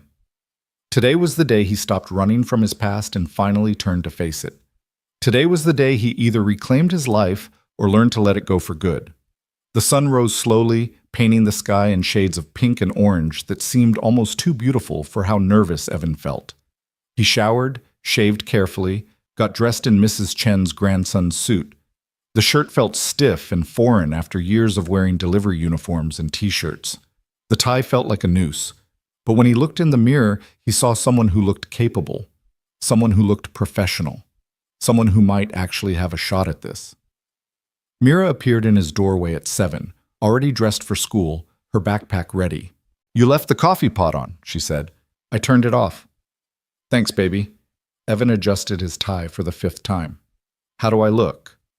"Like you're going to knock 'em dead," Mira said, using a phrase she'd definitely picked up from Mrs. Chen. She came over and hugged him tight around the waist. "Good luck, Dad. Not that you need it. You're going to be amazing." "I love you. You know that, right?" "I know, and I love you too. Now go show them what you've got." Mrs. Chen was waiting in the hallway to take Mira to school. She looked Evan up and down, nodded her approval, and shooed them both out the door. "Go. Be successful. I want to hear good news when you get home." The bus ride downtown felt surreal. Evan sat among other commuters in their business clothes, carrying their briefcases and coffee cups, absorbed in their phones or newspapers. He'd watched people like this for years from his delivery truck, had envied their normal lives, their office jobs, their apparent certainty about where they were going and why. Now he was one of them, at least superficially. Inside, he felt like an imposter, a delivery driver playing dress-up, a fraud who'd be exposed the moment he opened his mouth. The building looked exactly the same. 10 stories of glass and steel on the corner of 5th and Morrison, with Dalton and Moore Architects spelled out in brushed metal letters above the entrance. Evan stood across the street, staring at it, his heart hammering so hard he could feel it in his throat. 5 years. It had been 5 years since he'd last walked through those doors carrying a cardboard box with his belongings, trying to hold his head high while his career crumbled around him. His phone buzzed. A text from Claire. "I'm in the lobby. Whenever you're ready. No pressure." No pressure. Right. Just his entire future hanging in the balance. Just the difference between maybe giving Mira a better life or continuing to struggle paycheck to paycheck. Just everything. Evan crossed the street before he could talk himself out of it. The lobby was bright and modern, with marble floors and a waterfall feature along one wall that was new since his time here. A security desk stood near the elevators, and sitting in one of the sleek modern chairs near the windows was Claire. She stood when she saw him, and Evan's breath caught. She was in a dark blue suit that looked expensive, her hair pulled back in a neat twist, every inch the successful executive. But her eyes were nervous, her smile uncertain, and he realized she was just as anxious about this as he was. "Evan," she said, crossing to meet him, "you came. I wasn't sure. I mean, I hoped you would, but I thought maybe—" She stopped, taking a breath. "You look good. The suit, it looks good on you." "Borrowed," Evan admitted. "Evans, from a neighbor." "Well, it works." Claire gestured toward the elevators. "We're on the 6th floor now. We expanded 2 years ago, took over the entire level. It's different from what you remember. Better, I think. I hope." They stepped into the elevator together, and the doors closed, sealing them in that small space with too many unspoken things between them. Evan could smell her perfume, something light and professional, not the floral scent he remembered from 5 years ago. Everything was different. Everything was the same. "I should tell you," Claire said as the elevator climbed. "I told the team about Thursday, about what you did. They know you saved Liam, and they know—" She paused. "They know we have history, that you used to work here. I didn't go into details about why you left, just that it was during the restructuring and that I've regretted it ever since." "Did you tell them the truth?" Evan asked quietly. "About the Riverside Plaza project?" Claire met his eyes. "No, that's your story to tell if you want to tell it. I won't. I'd never share that without your permission." The elevator doors opened onto a space that made Evan stop and stare. The entire 6th floor had been transformed.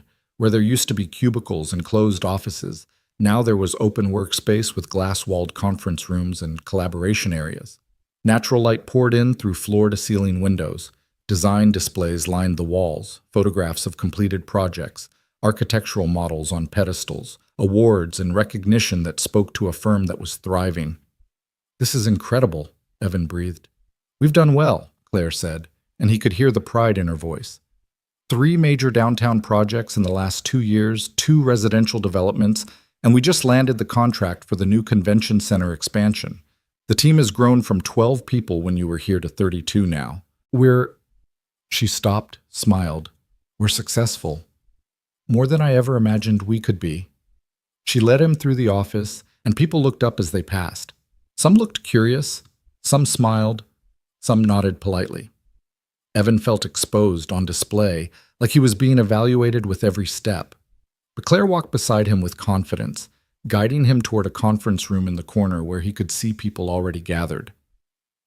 "Before we go in," Claire said, stopping outside the door, "I want to say something. You don't owe us anything, not me, not the firm, not anyone. If you walk into this meeting and decide this isn't for you, that's okay. No judgment, no hard feelings.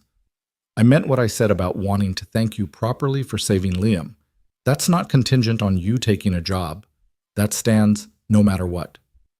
"But you want me to take the job," Evan said. Claire chose her words carefully.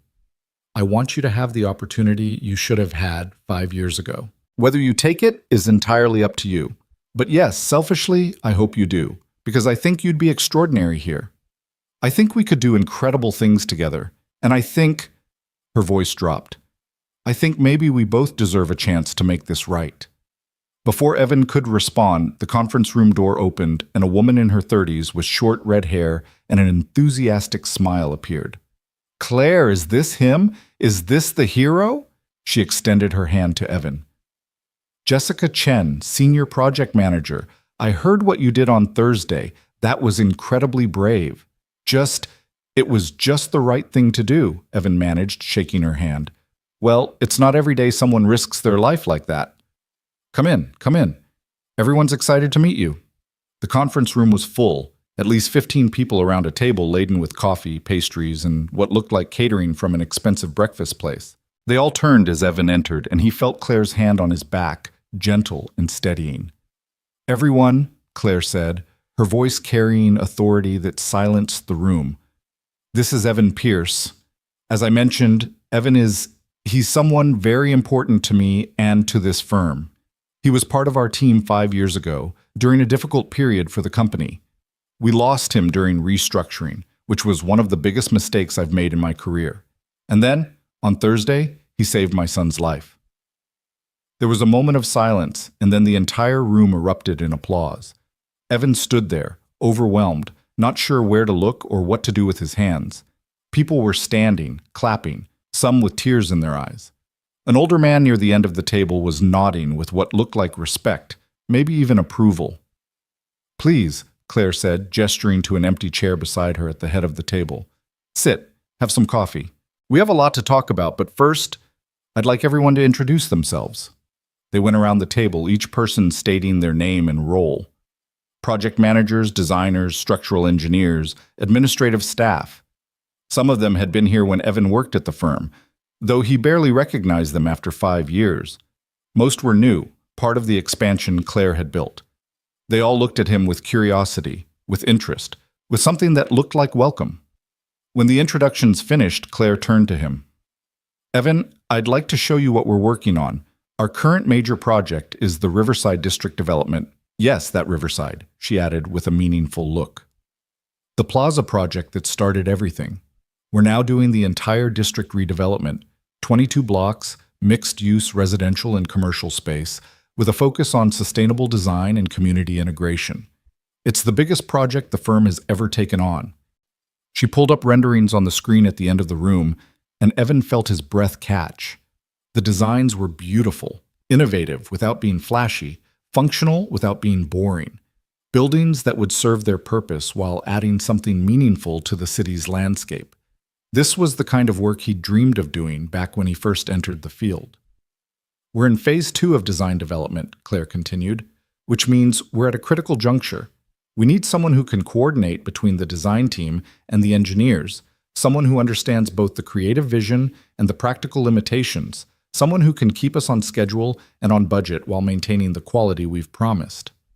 She looked at Evan. That someone used to be you. You were the best at it. You could look at a design and immediately see the potential problems before they became actual problems. You could talk to architects in their language and engineers in theirs and make them work together instead of against each other. We've been missing that. We've been missing you. Jessica Chen spoke up. I've tried to fill that role, but honestly, it's not my strength. I'm good at managing timelines and logistics, but I don't have the architectural background to really understand the design implications. We need someone who can bridge that gap. The position would be Senior Project Coordinator, Claire said, with a path to partnership within 18 months if things work out. Salary commensurate with experience, full benefits, and she named a figure that made Evan's head spin.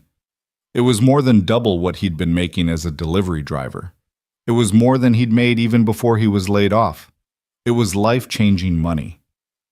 I know this is a lot to take in, Claire said gently, and I don't expect an answer today.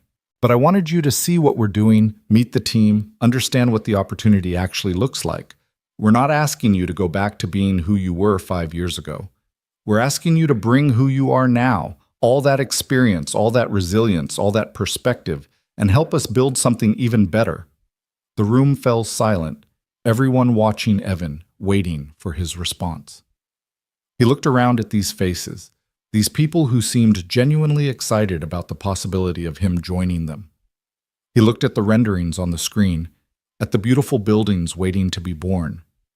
He looked at Claire, at this woman who had been his boss and his ghost, and was now offering him redemption. Can I? His voice came out rough. He cleared his throat, tried again. Can I ask a question? Anything, Claire said. Why me? I mean, really, beyond the guilt and the gratitude and everything that happened, why do you really want me here? Claire didn't hesitate. Because when you were here before, you made everyone around you better.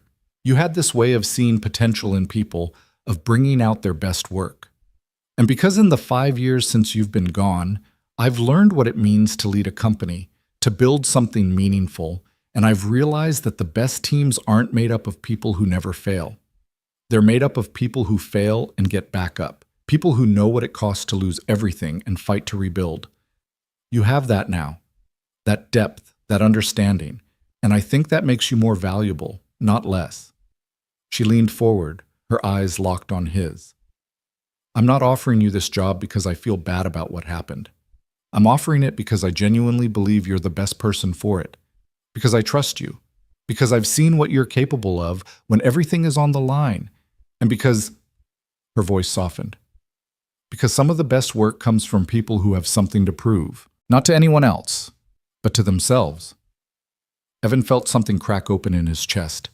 5 years of carrying the weight of failure, of telling himself he wasn't good enough anymore, of shrinking his dreams to fit his circumstances. 5 years of surviving instead of living. And here was someone offering him permission to stop surviving and start thriving. But it was terrifying, because what if he took this chance and failed? What if he wasn't as good as Claire thought? What if he'd been away too long, lost too much of his edge, and he let everyone down? The fall from here would be so much farther than anything he'd experienced before. I have a daughter, Evan said, not sure why that was the first thing that came out of his mouth. She's 8. She's brilliant and creative, and she deserves a stable life. I can't take risks that might jeopardize that stability. I understand, Claire said, which is why I'm offering you a 3-month trial period. Full salary? Full benefits? But either of us can walk away at the end of those 3 months if it's not working. That gives you time to see if you like the work, if you fit with the team, if this is really what you want, and it gives us time to make sure we're the right fit for you. And if it doesn't work out, Evan asked, then you leave with 3 months of solid pay in your pocket and a glowing reference from me. No hard feelings, no burned bridges. You'd be better off than you are now, no matter what. It was a good offer, more than good. It was generous to the point of seeming unreal. Evan looked around the room again, studying faces, trying to gauge if this was genuine or some elaborate setup for future disappointment. But all he saw was anticipation, encouragement, hope. Jessica Chen spoke again. For what it's worth, I've been here 3 years, and Claire has never once brought someone in like this. She doesn't make offers lightly. If she says you're the right person, she means it. The older man who'd nodded earlier cleared his throat. Thomas Marlowe, Chief Structural Engineer. I was here when you were on staff before. I remember you catching a load miscalculation on the Meridian Tower project that would have been catastrophic if it had gone through. You saved us millions and probably some lives. You were good at this work then. I imagine you're even better now. Evan remembered Thomas, remembered that project, remembered the late night when he'd been reviewing calculations and something had just looked wrong. He'd spent hours double-checking, had finally brought his concerns to Thomas at 6 in the morning.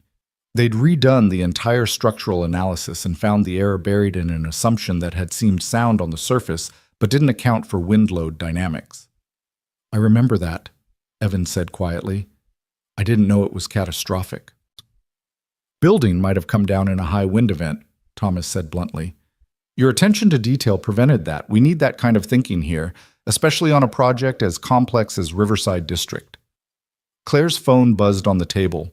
She glanced at it, and her entire face transformed, softening into something Evan had never seen on her in a professional setting. Pure maternal love. I'm sorry, she said. I need to take this. It's Liam's school.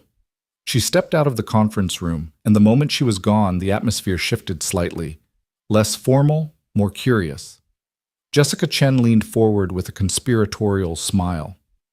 So, she said, what's it really like to save someone from a flood? The news made it sound incredibly dramatic. Evan found himself telling the story. The rain, the rushing water.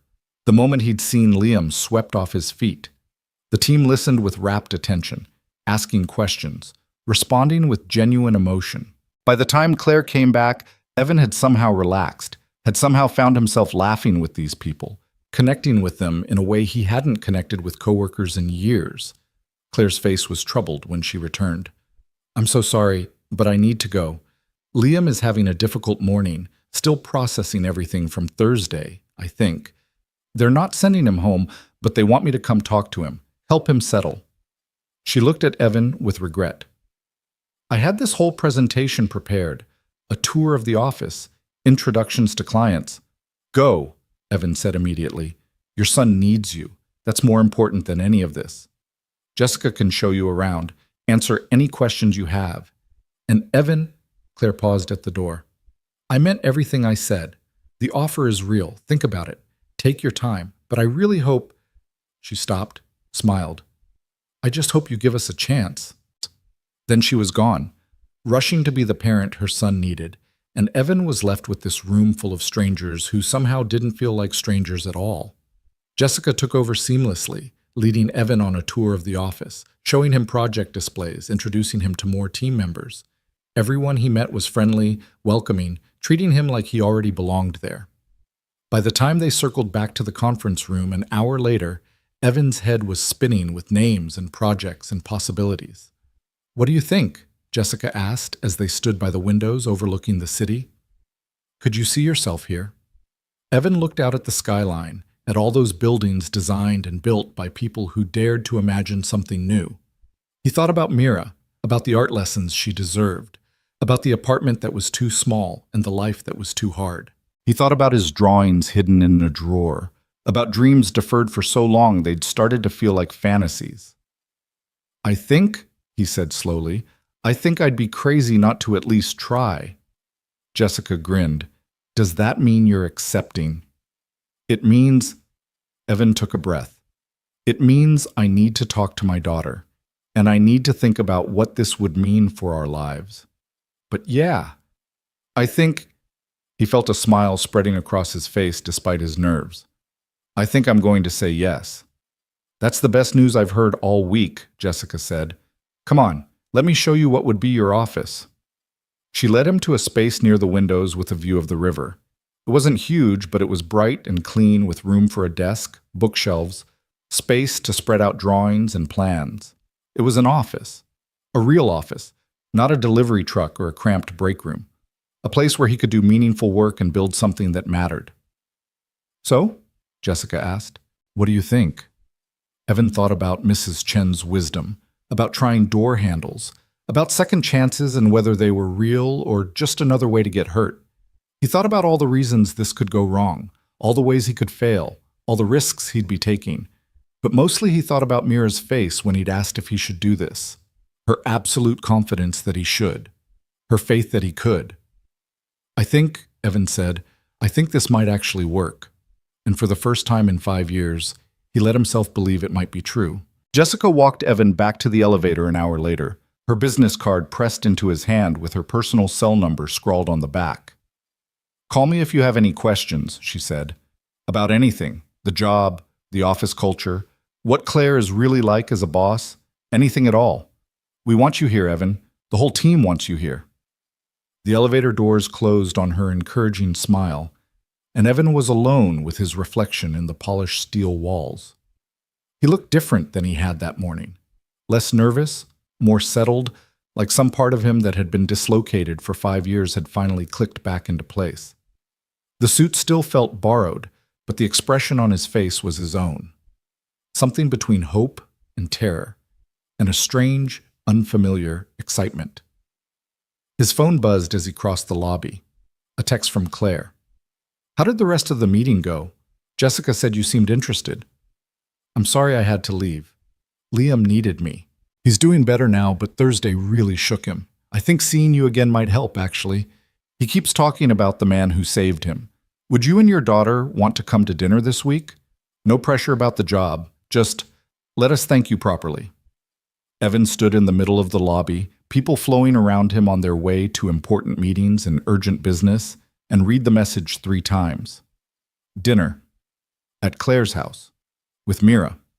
It was crossing some kind of line he couldn't quite articulate, moving from professional to personal in a way that felt dangerous. But he found himself typing a response before he could overthink it. Let me talk to Mira. If she's comfortable with it, we'd be happy to come. The bus ride home felt different than the one that morning. The city looked brighter somehow, full of possibility instead of just obstacles. Evan watched the buildings slide past and found himself analyzing their architecture, noting design elements he liked and ones he'd have done differently. His mind was already working that way again, seeing structures not just as things that existed, but as problems solved or problems waiting to be solved. Mrs. Chen was waiting in the hallway when he got home, pretending to check her mail but obviously stationed there to intercept him. "Well?" she demanded before he'd even gotten his key in the lock. "How did it go?" "Good," Evan said, and felt a smile spread across his face despite himself. "Really good, actually. They offered me the position, senior project coordinator with a path to partnership." Mrs. Chen's face lit up like Christmas morning. "I knew it. I knew they would see what I see. You're brilliant, boy, Evan. Too smart to be delivering packages forever." She reached up and hugged him, her small frame surprisingly strong. "Your daughter will be so proud." "I'm so proud." I haven't accepted yet," Evan cautioned. "I need to talk to Mira first. This is a big decision, and it affects her too." "She'll tell you to take it," Mrs. Chen said confidently. "That girl has more sense than both of us combined. Now go. She'll be home from school soon. You should change out of the suit before she sees you, or she'll guess everything." But Evan didn't change. He wanted Mira to see him like this, to see what he might become again. He paced the apartment, too wired to sit, too nervous to do anything productive. He checked his phone every few minutes, even though he knew Mira's school didn't let out until 3:30. Time felt elastic, stretching and contracting in ways that made no sense. At 3:45, he heard her footsteps on the stairs. That particular rhythm that was uniquely Mira's, slightly uneven because she always skipped the third step from the bottom. The key turned in the lock and she burst through, already talking. "Dad, you'll never believe what happened in art class today. Mrs. Davis said my perspective drawing was the best in the whole grade, and she wants to submit it to this citywide competition, and—" She stopped dead, seeing him still in the suit. "You're home, and you're still dressed up. What happened? Did it go bad? Do I need to call Mrs. Chen?" "Come sit down," Evan said, gesturing to the couch. "We need to talk." Mira's face went through several expressions in rapid succession: worry, fear, then something that looked like determination. She dropped her backpack and climbed onto the couch, sitting with her legs crossed and her hands folded in her lap like she was preparing for serious news. "Okay," she said. "I'm ready." Evan sat beside her, and suddenly all the words he'd been rehearsing on the bus ride home evaporated. How did you explain to an 8-year-old that their entire life might be about to change? That the struggle and instability that had defined their world for 5 years might be ending? That hope wasn't just a dangerous fantasy, but an actual possibility? "They offered me the job," he said simply. Mira's eyes went wide. "Really? They did? That's amazing. You're going to take it, right? Please tell me you're going to take it." "It's complicated, baby. It would mean big changes for us. Different schedule, different priorities. I'd be working in an office again, which means longer hours sometimes, more stress. I need to know you're okay with that." "Are you kidding?" Mira practically bounced on the couch. "Dad, this is what you're supposed to be doing. I've known that forever. I've seen your drawings. I've watched you explain buildings to me like they're the most fascinating things in the world. This is who you are.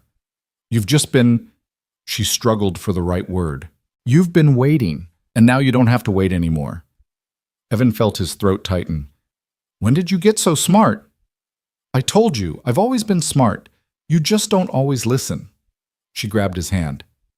"So you're going to say yes, right?" "There's something else," Evan said. "The woman who offered me the job, Claire, the mother of the boy I saved, she invited us to dinner this week, both of us. She wants to thank us properly, and she thought it might help her son to see me again, to know I'm okay. Would you be comfortable with that?" Mira considered this seriously.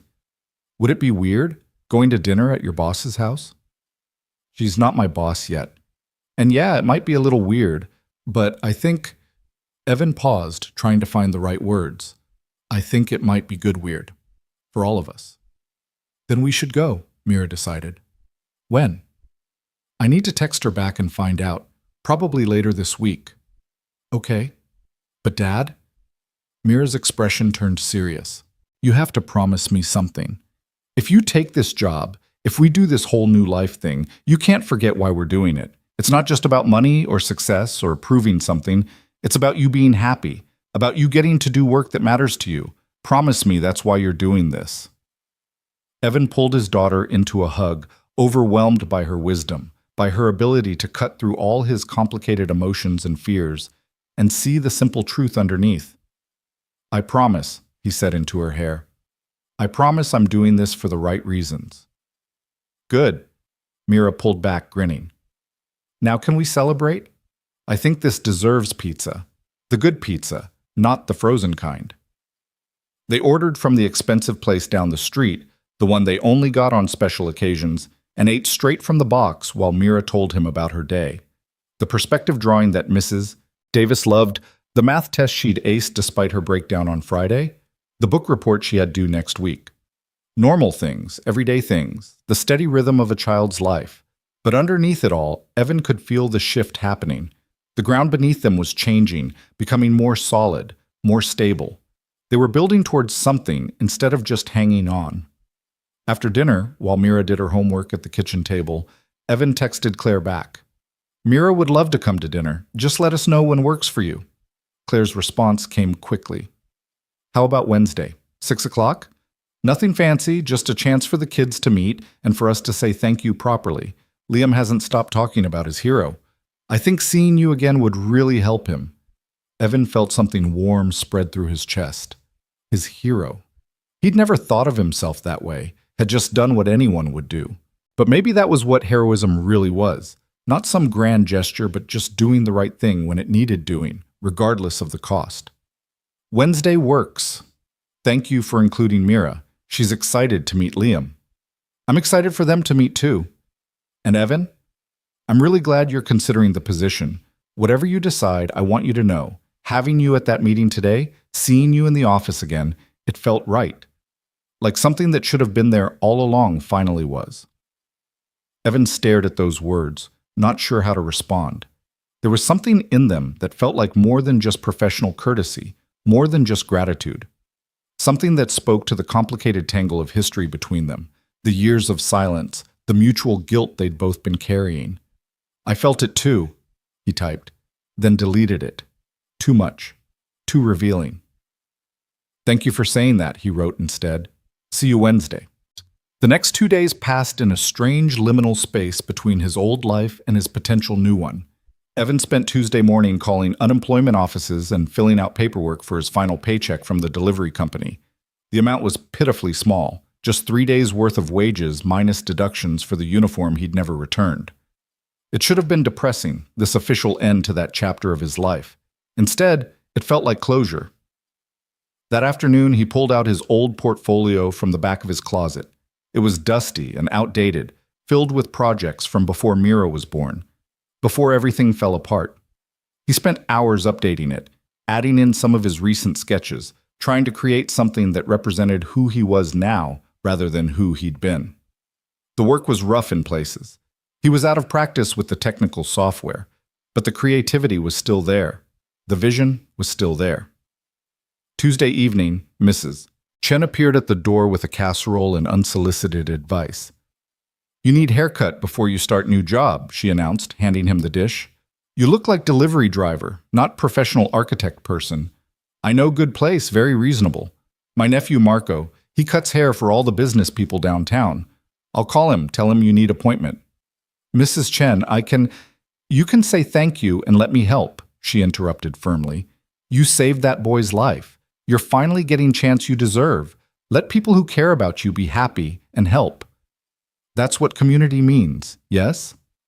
So Evan found himself at Marco's barbershop Wednesday afternoon, getting a haircut that was more expensive than he was used to, but left him looking polished and professional. Marco, who turned out to be as talkative as his aunt, kept up a steady stream of conversation about business and success and taking chances when they came your way. By the time Evan left, he felt like he'd been through a therapy session and a pep talk combined. He picked Mira up from school at 3, both of them slightly nervous about the dinner ahead. She'd insisted on wearing her best dress, the blue one with flowers that she usually saved for holidays, and had spent 20 minutes that morning trying to get her hair just right. "Do I look okay?" she asked for the third time as they waited at the bus stop. Not too fancy, but not too casual? I want to make a good impression. You look perfect, Evan assured her. And you don't need to impress anyone, just be yourself, that's more than enough. They stopped at a store on the way to buy flowers and a dessert to bring. Evan stood in the bakery section, staring at cakes and pies and fancy pastries, trying to figure out what you brought to dinner at your former boss's house when she'd offered you your dream job and you'd saved her son's life. In the end, Mira picked out a chocolate cake because everyone likes chocolate with a certainty that only children could have. Claire's house looked different in the fading evening light, less ominous, more welcoming. The lawn had been cleaned up from the flooding, and warm light glowed from the windows.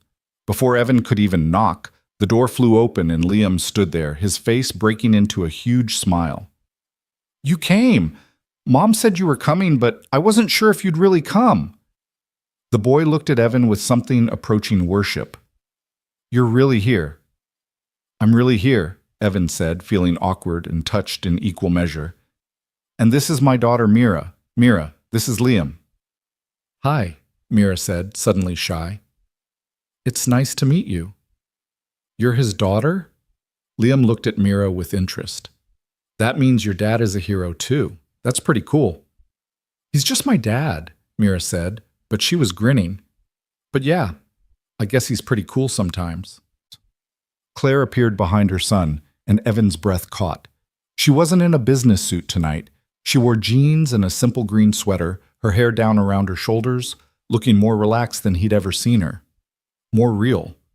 More like a person and less like the polished executive or the woman frozen in his memories. Come in, she said, her smile warm and genuine. Please. I'm so glad you could make it.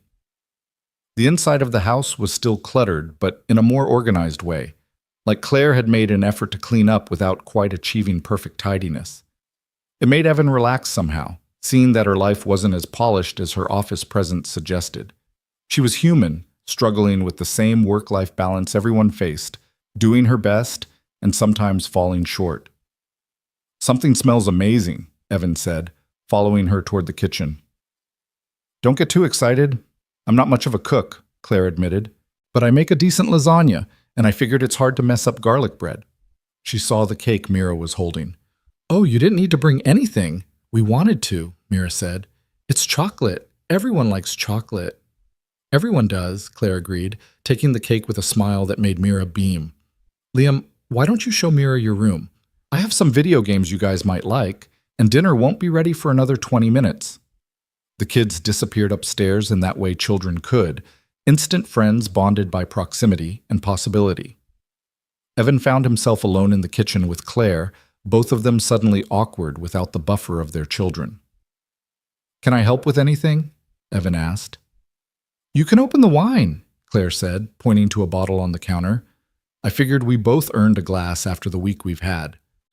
They worked in comfortable silence for a few minutes, Evan opening wine, Claire pulling the lasagna from the oven, both of them moving around the kitchen in a dance that felt strangely natural. Finally, with glasses poured and the food cooling, they gravitated toward the small table by the window. I've been thinking about what you said, Claire began, swirling wine in her glass. About needing to talk to Mira before deciding. What did she say?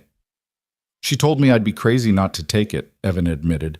She's 8 years old and somehow wiser than I am. Kids usually are. Claire took a sip of wine. Liam has been different since Thursday, quieter, more clingy. He had a nightmare the other night about drowning, but when I told him you were coming to dinner, he lit up. He's been counting down the hours. She paused. You gave him back to me, Evan. I don't know how to thank you for that. I don't know if there are words big enough. You don't have to thank me, Evan said quietly. I didn't save him for gratitude. I saved him because he was a kid in trouble, and I was there. I know, but I'm still grateful. More than you can possibly know. Claire set down her glass. Can I ask you something? And you don't have to answer if you don't want to. Okay. Why did you do it? 5 years ago, I mean. Why did you take the fall for that project when it wasn't your fault? I've been trying to understand, and I think maybe I do now, but I need to hear it from you. Evan looked at his wine, at the deep red color that reminded him of blood and sacrifice and choices that changed everything. He'd carried this secret for so long, had convinced himself it didn't matter, that the past was past. But Claire deserved the truth. She'd always deserved the truth. "You were pregnant," he said simply, "and scared. And it wasn't your fault. The mistake was Marcus Chen's, but he was a senior partner and you were just starting out. If the truth came out, he would have thrown you under the bus to protect himself. You would have been fired, probably blacklisted. And you were about to have a baby as a single mother. I couldn't—" He stopped, took a breath. "I couldn't let that happen to you." "But it happened to you instead," Claire said, her voice thick with emotion. "You lost everything." "Not everything. I had Mira. I built a different life. It wasn't the life I planned, but it was—" Evan searched for the right word. "It was honest. I learned things I never would have learned otherwise, about resilience, about what actually matters, about being a father when there's no backup, no safety net. I don't regret it, Claire. I'm angry about it sometimes, and it hurt like hell, but I don't regret protecting you." Claire's eyes were bright with tears. "You should have told me. You should have given me the choice." "Maybe, but you were pregnant and terrified and barely holding on. What kind of choice would that have been?" Evan met her eyes. "I don't blame you for what happened. I need you to know that. You didn't know, and by the time you found out, there was no way to fix it without destroying your own career. You made the best choice you could with the information you had." "That's generous," Claire said softly. "More generous than I deserve." "We all do the best we can," Evan said. "Sometimes our best isn't perfect. Sometimes we make choices we regret. But we keep going. We try to make it right when we can." "Is that what this is?" Claire asked. "Me trying to make it right?" "Maybe. But it's also you giving me a genuine opportunity. I've seen the office, met the team, reviewed the project details. You're not offering me charity. You're offering me a real position doing real work that I'm actually qualified for. That's different." Before Claire could respond, the kids came thundering down the stairs, Liam chattering excitedly about a video game while Mira listened with polite interest. The moment of intimate conversation was over, replaced by the cheerful chaos of dinner with children. They ate at the dining room table, which had been cleared of its usual clutter for the occasion. The lasagna was good, the garlic bread perfectly crispy, and the conversation flowed easily between bites. Liam told the story of the flood from his perspective, how he'd gone outside because he'd dropped his toy in the rain and wanted to get it, how the water had suddenly risen so fast, how scared he'd been until Evan had pulled him out. "You weren't scared at all, were you?" Liam asked Evan, his eyes wide with admiration. "I was terrified," Evan admitted, "but sometimes being brave doesn't mean not being scared. It means being scared and doing what needs to be done anyway." "Oh, that's what Mom says too," Liam said, glancing at Claire. "She says being brave is doing hard things even when you're scared." "Your mom is a smart woman," Evan said, and saw Claire's cheeks flush slightly. After dinner, they had the chocolate cake and coffee while the kids played in the living room. Evan helped Claire clean up, falling into an easy rhythm of washing and drying dishes while their children's laughter drifted in from the other room. "I've made a decision," Evan said as he dried a plate. "About the job." Claire's hands stilled in the soapy water. "And?" "I want to accept. The 3-month trial period you mentioned, that works for me. It gives both of us an out if it doesn't work. But I think it will work. I want it to work." He set down the plate, turned to face her. "I'm ready to stop surviving and start living again." The smile that spread across Claire's face was radiant. "You have no idea how happy that makes me. The whole team is going to be thrilled." She dried her hands, held one out to shake. "Welcome to Dalton and Moore, Evan. Again. Or maybe for the first time, since everything is different now." Evan took her hand, but instead of shaking it, he held it for a moment. "Thank you," he said quietly, "for the second chance, for believing I still had something to offer, for—" He gestured vaguely at the house, the evening, the complicated tangle of their history. "For all of it. Thank you for saying yes," Claire said, "and for saving my son. And for—" Her voice dropped. "For protecting me 5 years ago, even though you didn't have to. I know I've said it before, but I need you to really hear it. I'm sorry. for not speaking up, for not fighting harder to keep you, for letting my fear override my integrity. I'm sorry." "I know," Evan said, "and I forgive you. We're both different people now. Let's build something new instead of dwelling on what was." They stood there in the kitchen, hands still clasped, the weight of 5 years finally lifting. It wasn't perfect closure. There would still be complicated moments, still be echoes of the past to navigate. But it was a beginning, a real one. "Mom," Liam called from the living room, "can Mira come over again? We didn't finish the game." "Can we, Dad?" Mira's voice joined in. "Please?" Claire and Evan looked at each other and laughed. "I think that's a yes from both kids," Claire said. "How about Saturday afternoon? You could come over, we could order pizza, let them play while we go over the details of your start date and what to expect in the first few weeks." "That sounds perfect," Evan said. They collected their things, said their goodbyes, and headed out into the cool evening air. Mira chattered the whole bus ride home about Liam and his games and how nice his mom was. Evan listened with half his attention, the other half already thinking about Monday morning, about walking into that office not as a visitor but as an employee, about the work waiting for him, the challenges ahead, the chance to prove himself all over again. Mrs. Chen was predictably waiting in the hallway when they got home, and Mira immediately launched into a detailed recap of the evening.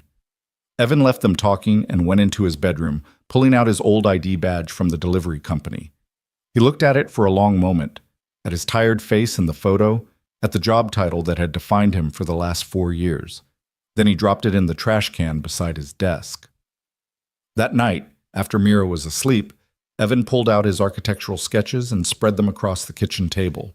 He studied them with fresh eyes, seeing both the promise and the flaws, understanding that he'd been maintaining his skills without even realizing it. All those late nights drawing, all those hours explaining building design to Mira, all that knowledge had stayed alive even when he'd thought it was dead. His phone buzzed. A message from Claire. "Official offer letter will be in your email tomorrow morning. Start date is next Monday, if that works for you. Also, thank you for coming tonight. Liam went to bed happy for the first time since the flood. You gave him his sense of safety back just by being here." Evan read the message twice, feeling something settle in his chest. This was real. This was happening. He was getting his life back, but better this time because he knew what it felt like to lose it. He'd never take it for granted again. "Monday works perfectly," he typed back. "And thank you for tonight. Mira hasn't stopped talking about Liam. I think they're going to be good friends." "Just like their parents?" Claire responded. Evan stared at that message, at the question implicit in those 4 words. Were they friends? Could they be, with all their history? Or were they something else entirely? 2 people bound together by crisis and gratitude and the complicated math of second chances? "Maybe better than their parents," he wrote, "since they're starting without all our baggage." "Fair point. Sleep well, Evan. Big week ahead." "You too, Claire. And thanks again. For everything." He set down his phone and looked around his small apartment, at the water-stained ceiling, the cramped kitchen, the walls covered in Mira's art. This place had been his refuge and his prison for 5 years. Soon it would just be a memory, a stepping stone between who he'd been forced to become and who he was choosing to be. The sketches on the table caught his eye.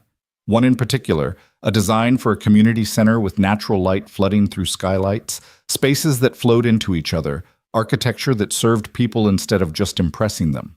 He'd drawn it 6 months ago on the back of a pizza receipt, had almost thrown it away a dozen times. Now he pulled out his phone and took a photo of it. On Monday, he'd show it to Claire. See if there was space in the Riverside District project for something like this. See if his ideas still had value in the real world beyond his kitchen table. But that was Monday. Tonight was just him and his daughter sleeping peacefully down the hall, and the strange, terrifying, wonderful knowledge that everything was about to change. Evan gathered up his sketches, filed them carefully in a folder labeled Portfolio, and went to check on Mira one last time. She was sprawled across her bed, one arm around her stuffed elephant, her face peaceful in sleep. He stood in the doorway watching her breathe, this person who'd given him purpose when he had nothing else, who'd kept him going through the hardest years of his life. "We're going to be okay," he whispered into the darkness. "Better than okay. We're going to actually be happy." Mira stirred slightly, smiled in her sleep, and settled deeper into her pillow. Evan pulled her door mostly closed and headed to his own room. Tomorrow he'd call his landlord about breaking the lease, start looking at apartments in better neighborhoods near better schools. Tomorrow he'd buy new work clothes, set up his email, prepare for his first day. Tomorrow he'd start building the future he'd thought was lost forever. But tonight, he let himself feel what he hadn't allowed himself to feel in 5 years. Hope. Real, genuine, terrifying hope that maybe the worst was behind them. That maybe the flood that had nearly drowned him had actually washed away all the debris blocking his path. That maybe, just maybe, he was finally going home. He fell asleep with a smile on his face, and for the first time in longer than he could remember, he didn't dream about drowning. He dreamed about buildings rising toward the sky, about blueprints coming to life, about his daughter's face when she saw him truly happy. He dreamed about second chances and new beginnings and the strange mercy of floods that destroy and create in equal measure. And when he woke Sunday morning to sunshine streaming through his window and Mira singing in the kitchen while she made cereal, Evan knew with absolute certainty that he'd made the right choice. The door hadn't been locked after all. He just needed to be brave enough to try the handle. Now it was swinging wide open, and all he had to do was walk through. Sunday passed in a haze of preparation and anticipation. Evan spent the morning sorting through his closet, realizing he owned exactly 2 dress shirts that weren't stained or frayed at the collar, and neither of them really fit anymore after 5 years of physical labor had changed his body. Mrs. Chen appeared at noon with her grandson Marcus in tow, and before Evan could protest, he was being measured for 2 new shirts that Marcus swore he could have ready by Monday morning from a friend who owed him a favor. "You can't show up to fancy architecture job looking like you got dressed at thrift store," Mrs. Chen declared, ignoring Evan's weak protests about not being able to afford new clothes right now. "Consider it investment in your future. You pay me back when you get first paycheck, yes?" So Evan found himself the recipient of an entire community's investment in his success. Mrs. Chen's loans, Marco's discounted haircut, the neighbor 2 floors down who heard about his new job and dropped off a leather portfolio that her late husband used to carry. By Sunday evening, Evan looked at himself in the mirror and saw someone who might actually belong in that office, who might actually deserve the chance he was being given. Mira sat on his bed watching him try on different combinations of shirts and ties, offering commentary with the brutal honesty only children possessed. "That tie makes you look like you're going to a funeral," she announced when he tried a dark gray one. "Try the blue one. Blue is good for first days." "How do you know that?" Evan asked, switching ties. "Mrs. Chen told me. She knows everything about being professional. Her son was a lawyer, remember?" "Was?" "He passed away," Mira said matter-of-factly. "That's why she's so invested in helping you. She said you remind her of him, always trying to do the right thing even when it's hard." Evan felt his throat tighten. He'd known Mrs. Chen had lost her son years ago, but he hadn't realized she saw echoes of him in Evan. The weight of that trust, that hope she was placing in him, felt both humbling and terrifying. "The blue tie it is," he said, his voice rough. That night, Evan lay awake again, but this time not from anxiety, from excitement. From the strange lightness that came with knowing tomorrow wasn't just another day of survival, but the first day of actually building towards something. He kept running through scenarios in his head, walking into the office, meeting with the team, reviewing the Riverside District plans, proving that Claire's faith in him wasn't misplaced. At some point, he must have fallen asleep because his alarm jolted him awake at 5:30 Monday morning. Evan showered, shaved with extra care, and dressed slowly in his borrowed suit and new shirt. The blue tie Mira had chosen. When he emerged from his bedroom, she was already up, sitting at the kitchen table with cereal and a huge smile. "You look perfect," she announced. "Very professional, very successful architecture person." "I haven't done anything yet," Evan cautioned, but he was smiling. "You will, though. I know you will." Mira got up and hugged him tight. "Good luck, Dad. Go show them what you're made of." Mrs. Chen insisted on walking him to the bus stop, even though it was barely 6:30 and she usually didn't rise until 7. "Big day deserves proper send-off," she said, linking her arm through his like they were heading to something momentous, which, Evan supposed, they were. You know you don't owe me anything, right? Evan said as they waited for the bus. The shirts, the advice, all the help. I can never repay all this. You repay by succeeding, Mrs. Chen said firmly. By being good father to that beautiful girl. By taking this chance and making something of it. That's all the payment I need. She patted his arm. Now go. Your bus is coming. Make us proud. The bus ride downtown felt surreal. Evan sat among the Monday morning commuters, all of them absorbed in their phones or newspapers, and tried to calm his racing heart. This was it. The moment where theory became reality, where possibility became practice. He'd said yes. He'd shown up. Now he had to prove he could actually do the work. The building looked imposing in the early morning light, all glass and steel and promise. Evan stood across the street for a moment, just breathing, just being. Then he crossed and walked through those doors like he belonged there. Because starting today, he did. Claire was waiting in the lobby and her face lit up when she saw him. You came early, she said, checking her watch. It's only 7:15. Couldn't sleep, Evan admitted. Too nervous, too excited, too everything. Come on, let me show you your office before everyone else gets here. I had it set everything up over the weekend. Computer, phone, access to all our systems. You're fully integrated. She led him to the elevators, talking the whole way about the day's schedule, the people he'd be working with, the projects he'd be coordinating. We have team meeting at 9, but I thought we could start with just us. Go over the Riverside District plans, talk about your role, make sure you're comfortable before throwing you into the deep end. They stepped off the elevator into the quiet office. Without the bustle of people, Evan could really appreciate the space, the clean lines, the natural light, the sense of purposeful design. This was a place built for creating, for collaboration, for bringing ideas to life. His office looked different than it had on his tour. Now there was a nameplate on the door. Evan Pierce, Senior Project Coordinator. His name, his title, his space. Evan stood in the doorway, staring at that nameplate, feeling the reality of it sink in. I had them make it over the weekend, Claire said softly from behind him. I wanted you to see it first thing, to know this is real. Evan turned to her and suddenly all the professional distance he'd been trying to maintain crumbled. Thank you, he said, and his voice cracked. I don't mean just for the job. I mean for believing I could still do this, for not writing me off, for giving me another chance when you had no reason to. I had every reason to, Claire said. You saved my son, Evan. But more than that, you saved me 5 years ago when you didn't have to. This isn't charity or guilt. This is me finally doing what I should have done back then, fighting for someone who deserved better. They stood there in the doorway of his new office, years of complicated history and unspoken emotions hanging between them. Then Claire smiled and the moment shifted from heavy to hopeful. Come on, she said. Let me show you what we're building. They spent the next hour hunched over blueprints and renderings, Claire walking Evan through every detail of the Riverside District development.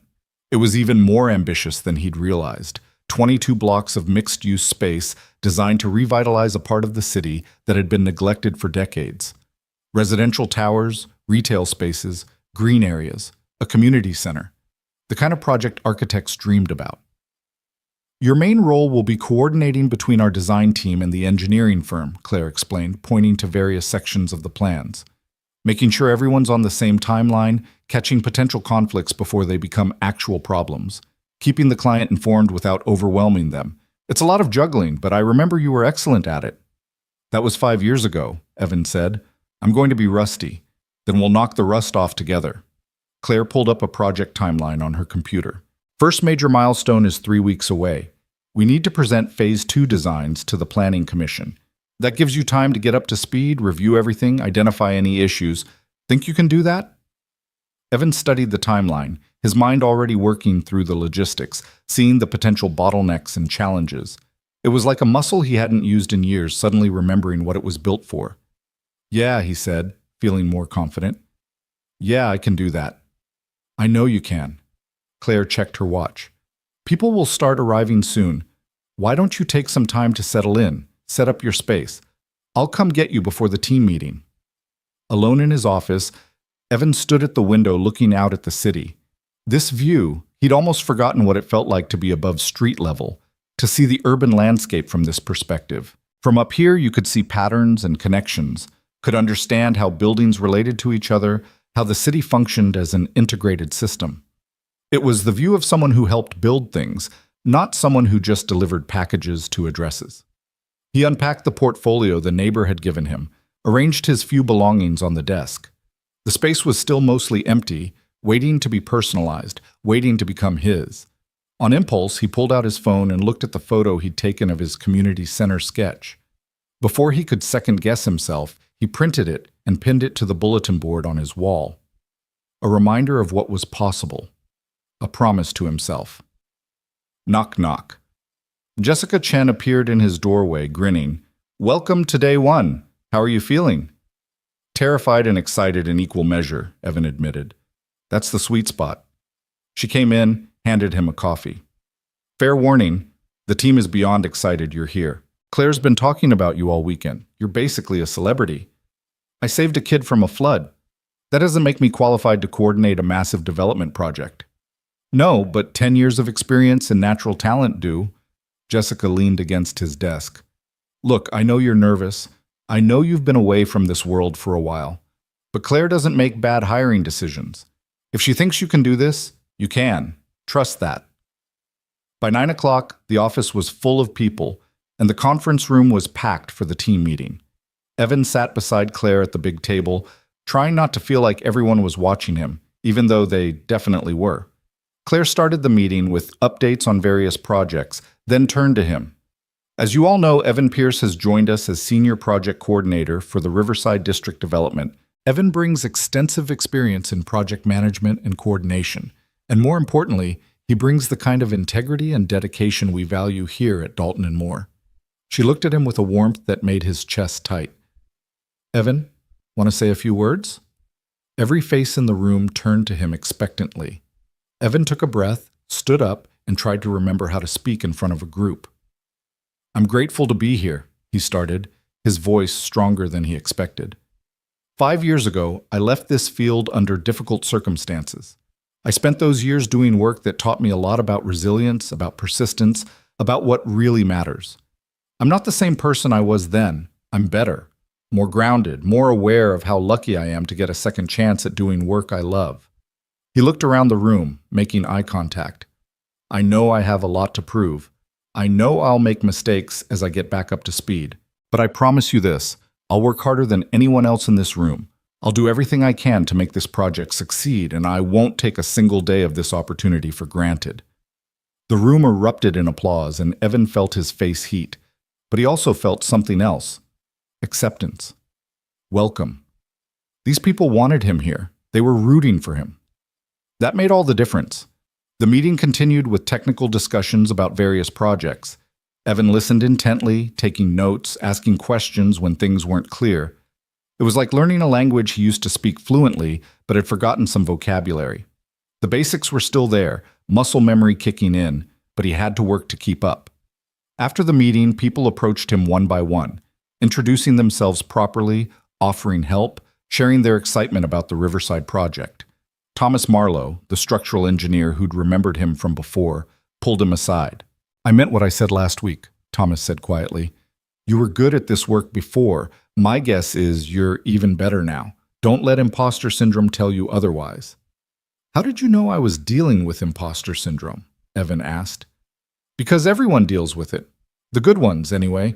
The ones who care enough to worry about doing the job right." Thomas clapped him on the shoulder. "You'll be fine, Pierce. Just trust your instincts." The first week passed in a blur of meetings, review sessions, and late nights trying to absorb 5 years' worth of changes in building codes, software, and industry practices. Evan arrived early and stayed late, determined to prove he deserved to be there. He took stacks of documents home, studying project specifications and construction schedules after Mira went to bed. "Dad, you're doing that thing again," Mira said Friday evening, finding him at the kitchen table with blueprints spread everywhere. "What thing?" "Being here, but not here. Like your brain is at work even though your body is home." She climbed into the chair beside him. "Is the job too hard? Are you okay?" Evan set down his pen, giving her his full attention. The job is challenging, really challenging, but I'm okay. Better than okay, actually. I'm remembering how much I love this work. Even when it's hard? Especially when it's hard, because hard means it matters. Hard means I'm building something real. He pulled her onto his lap like he did when she was smaller. But you're right. I need to be better about leaving work at work. How about tomorrow we do something fun? Just you and me? Can we go back to the art museum? I want to show you the new exhibition Mrs. Davis told us about. Art museum it is. Saturday morning brought a text from Claire as Evan and Mira were finishing breakfast. Would you and Mira want to come over this afternoon? Liam keeps asking when he gets to see you again, and I thought maybe the kids could play while you and I go over some Riverside details. Or we could just hang out. No pressure, just friends spending time together. Evan read it twice, caught on that word. Friends. Was that what they were becoming? Could they be, with all their history? Or were they something else? Two people who'd circled each other's orbits for years, pulled together by crisis and circumstances, and a connection neither of them quite knew how to name.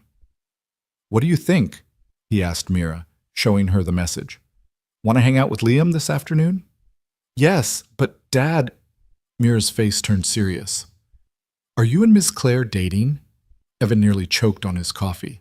What? No, why would you think that?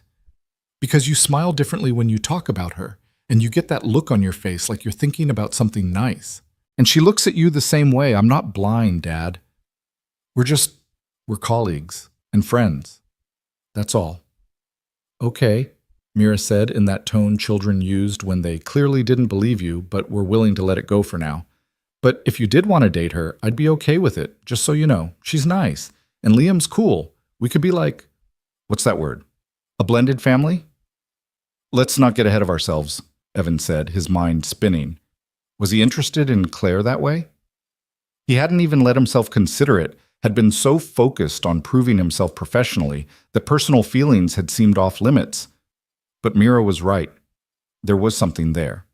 Something that went beyond gratitude or shared history. Something that had been growing every time they worked late together. Every time their hands brushed reaching for the same blueprint. Every time she smiled at him, like she was genuinely happy he existed. They showed up at Claire's house at 2, and the kids immediately disappeared into the backyard where Claire had set up some kind of art project involving painting rocks.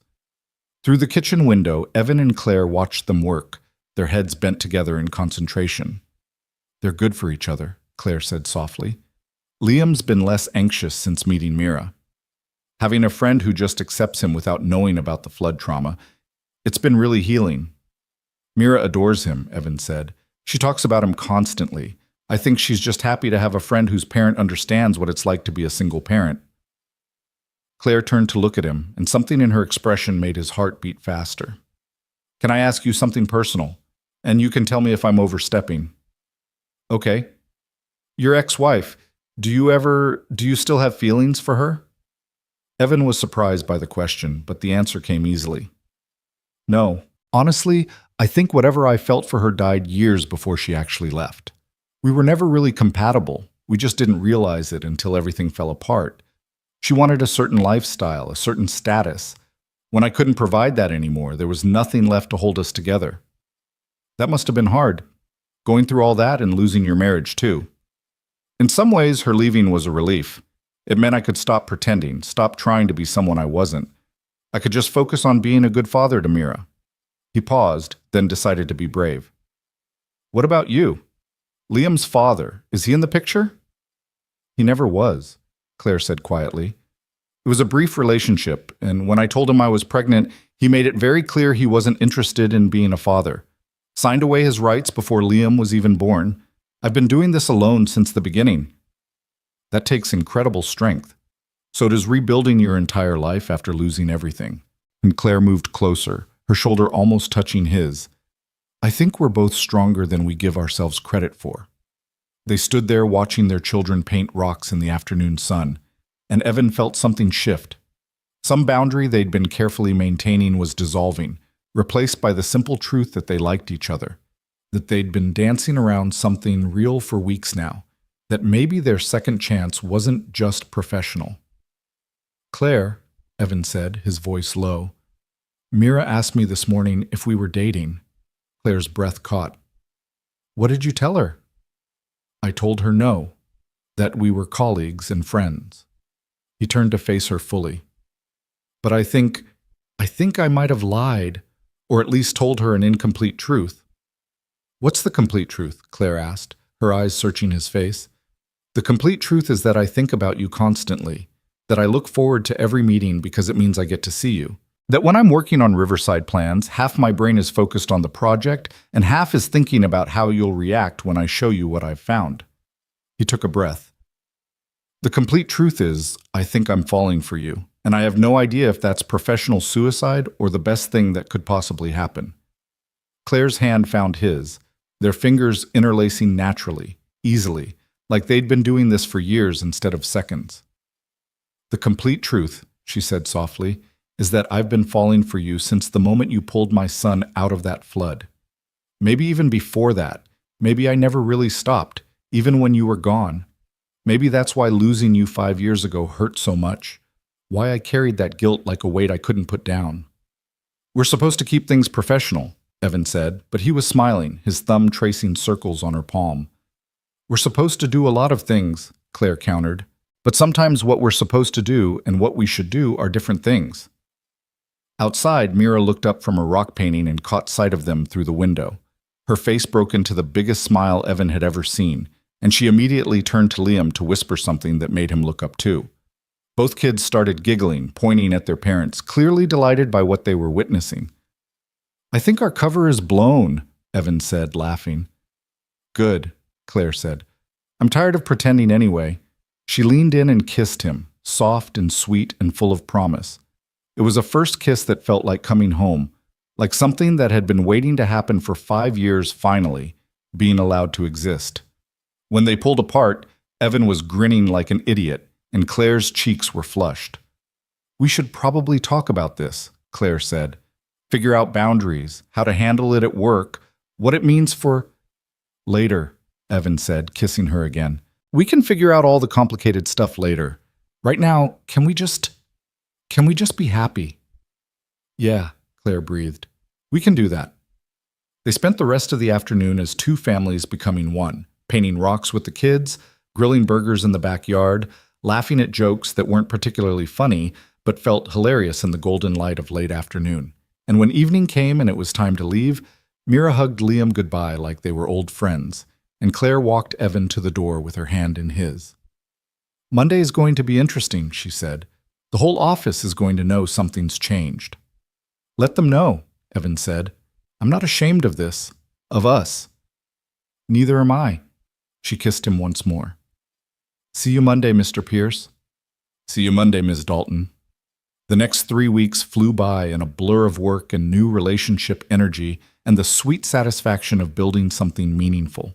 Evan threw himself into the Riverside project with everything he had, and the team responded to his enthusiasm, his attention to detail, his ability to see problems before they became crises. The presentation to the Planning Commission went flawlessly, with Evan coordinating every element so smoothly that Claire pulled him aside afterward. That was brilliant, she said, her eyes shining with pride. You weren't just good up there, you were exceptional. The commission was eating out of your hand. I had good material to work with, Evan deflected, but he was glowing from the praise. Take the compliment, Claire said, squeezing his hand. You earned it. Their relationship became an open secret at the office, not officially announced, but not hidden either. People seemed genuinely happy for them, and the few raised eyebrows came from a place of surprise rather than judgment. Jessica Chen cornered Evan in the break room one afternoon with a knowing smile. I knew it, she said. From that first day when Claire looked at you like you hung the moon. I told Thomas we'd have a workplace romance within a month. Is that a problem? Evan asked carefully. Are you kidding? It's perfect. You two balance each other. She grounds your creativity, and you remind her to take risks. Plus, you're both disgustingly cute together.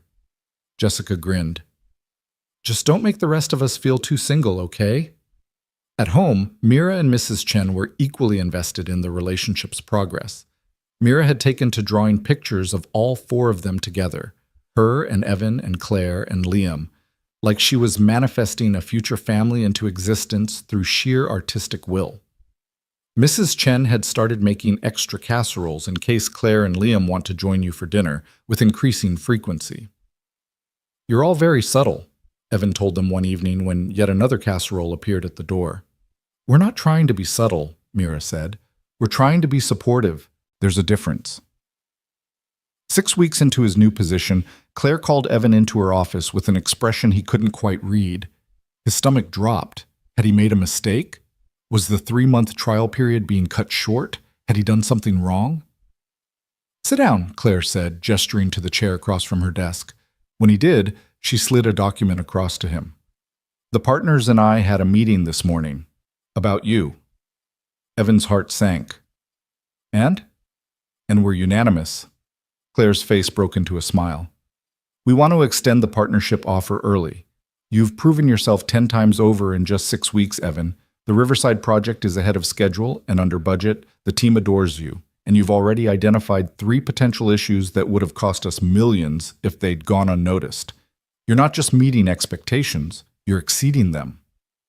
Evan stared at the document. Partnership. Equity in the firm. His name on the letterhead alongside Claire's. I don't know what to say."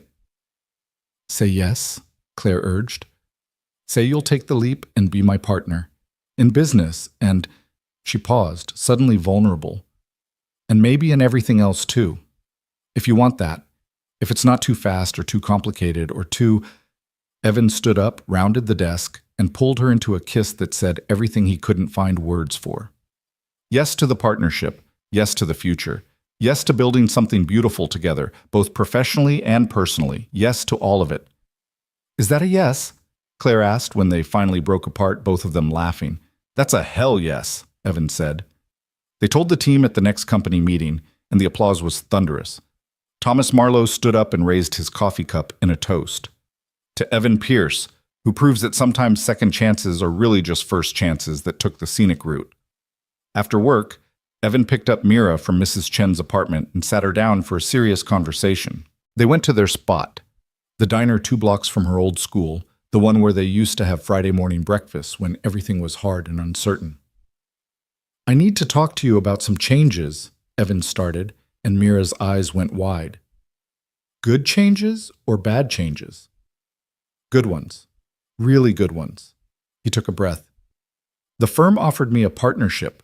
That means I'll be part owner, with my name on the company.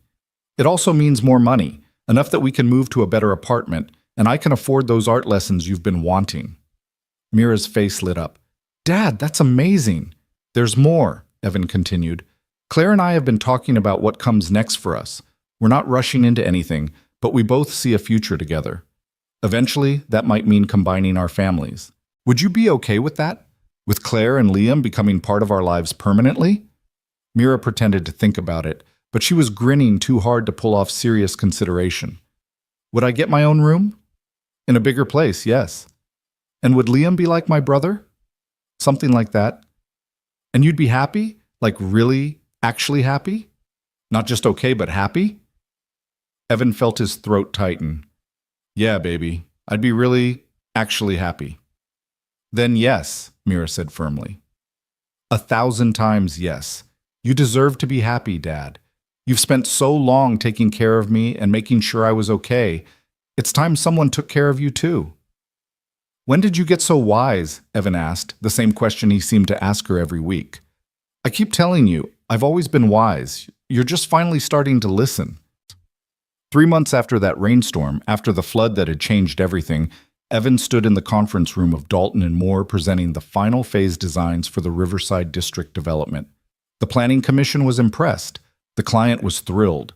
His team had worked seamlessly to create something truly special, architecture that served people, that built community, that would stand for generations. In the front row, Claire watched him with pride and love written all over her face. Beside her sat Liam and Mira, the kids having begged to come see Dad's big presentation. They were holding hands, these 2 children who'd found friendship in the aftermath of trauma, who'd helped their parents find their way back to life. When the presentation ended and the applause began, Evan caught Claire's eye across the room. She mouthed 2 words. You did it. But Evan knew the truth. They'd done it. Together. Through crisis and courage and the willingness to try door handles even when they seemed locked. Through second chances and new beginnings, and the understanding that sometimes the worst storms cleared the path to the best destinations. After the meeting, as people milled around congratulating the team, Thomas Marlowe pulled Evan aside one more time. "You know what the difference is," the old engineer said, "between who you were 5 years ago and who you are now." "What's that?" 5 years ago, you were talented but hungry. You worked hard because you wanted to prove something. Now you work hard because you love the work, because you know what it means to lose it, and you're grateful every day that you get to do it. Thomas smiled. That's what makes you exceptional now. Not just the skills, the appreciation. That evening, all four of them, Evan, Claire, Mira, and Liam, went to dinner at a nice restaurant downtown to celebrate. They sat at a table by the window overlooking the city, talking and laughing and planning the future. Mira showed Liam her sketches for a painting she wanted to do, and Claire's hand found Evan's under the table, their fingers interlacing in that natural way they'd developed. "I have an announcement," Claire said during dessert. All three heads turned to her. "I've been thinking about the firm's name. Dalton and Moore doesn't really reflect who we are anymore. Marcus is long gone, and we've built something new, something better." She looked at Evan. "I'd like to change it, if you're okay with it." "Change it to what?" Evan asked. "Dalton and Pierce," Claire said simply. "Equal partners, equal voice, building the future together." Evan felt emotion well up in his chest. His name, on the firm, next to hers. It was more than he'd ever dreamed possible that day he'd stood in the rain watching his career wash away. "I'd be honored," he managed. "Can we help with the sign?" Liam asked excitedly. "When you change the name, can Mira and I help paint it or something?" "I think that can be arranged," Claire said, laughing. Later, after they dropped the kids at Mrs. Chen's for a sleepover, a regular occurrence now that had the older woman delighted to have 2 children to spoil, Evan and Claire sat on her porch watching the sun set over the city.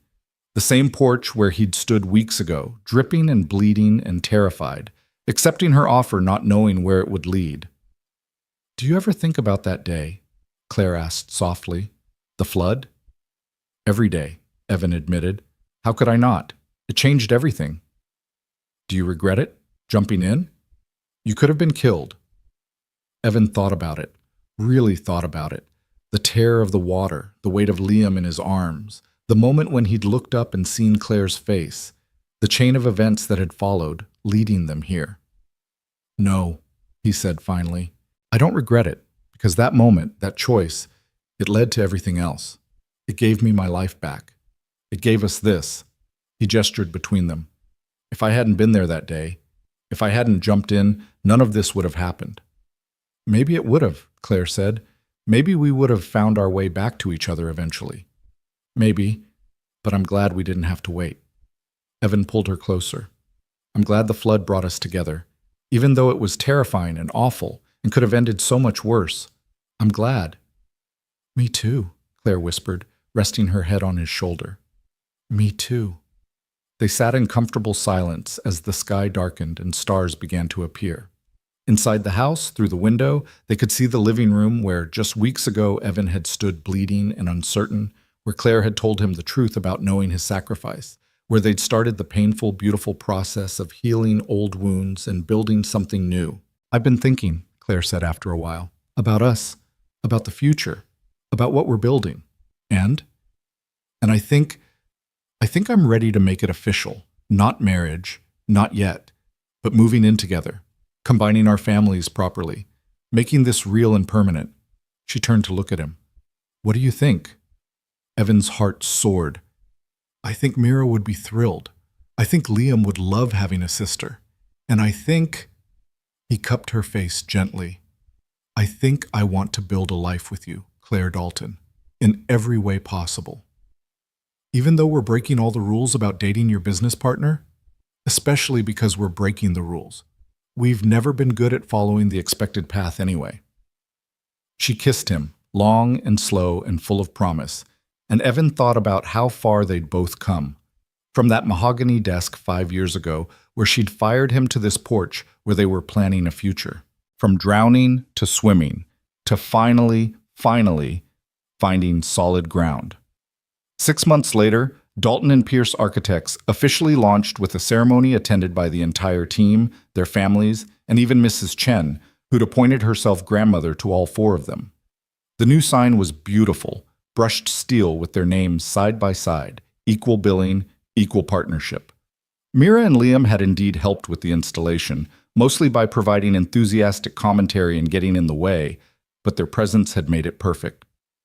The Riverside District development broke ground that same week, with Evan and Claire standing side by side at the ceremony, hard hats on, shovels in hand, ready to build something that would last. The community center Evan had sketched on a pizza receipt was included in the final plans, his design refined and improved, but still recognizably his vision. When the mayor asked who'd conceptualized it, Claire had pushed Evan forward without hesitation. "This is the heart of the project," Evan had told the assembled crowd, his voice steady and sure. "A space where community happens, where people gather, where lives intersect. That's what good architecture does. It creates possibilities for human connection." After the ceremony, as they were leaving the site, a man approached them. He was probably in his early 30s, carrying a toddler and holding the hand of a slightly older child. "Excuse me," he said. "Are you Evan Pierce?" "I am," Evan said, unsure where this was going. "I just wanted to say thank you. I was stuck in my car during that flood 6 months ago, the one where you saved that boy. I watched you go into that water without hesitation, and it inspired me to get out and help others who were trapped. You saved more than just one life that day. You showed all of us what courage looks like." The man shook Evan's hand and walked away, leaving him standing there somewhat stunned. Claire squeezed his arm. "You never told me there were other people around," she said. "I didn't really notice," Evan admitted. "I just saw Liam. Everything else disappeared." "That's what makes it heroic," Claire said softly. "You didn't think about whether anyone was watching or what it would cost you. You just did what needed doing."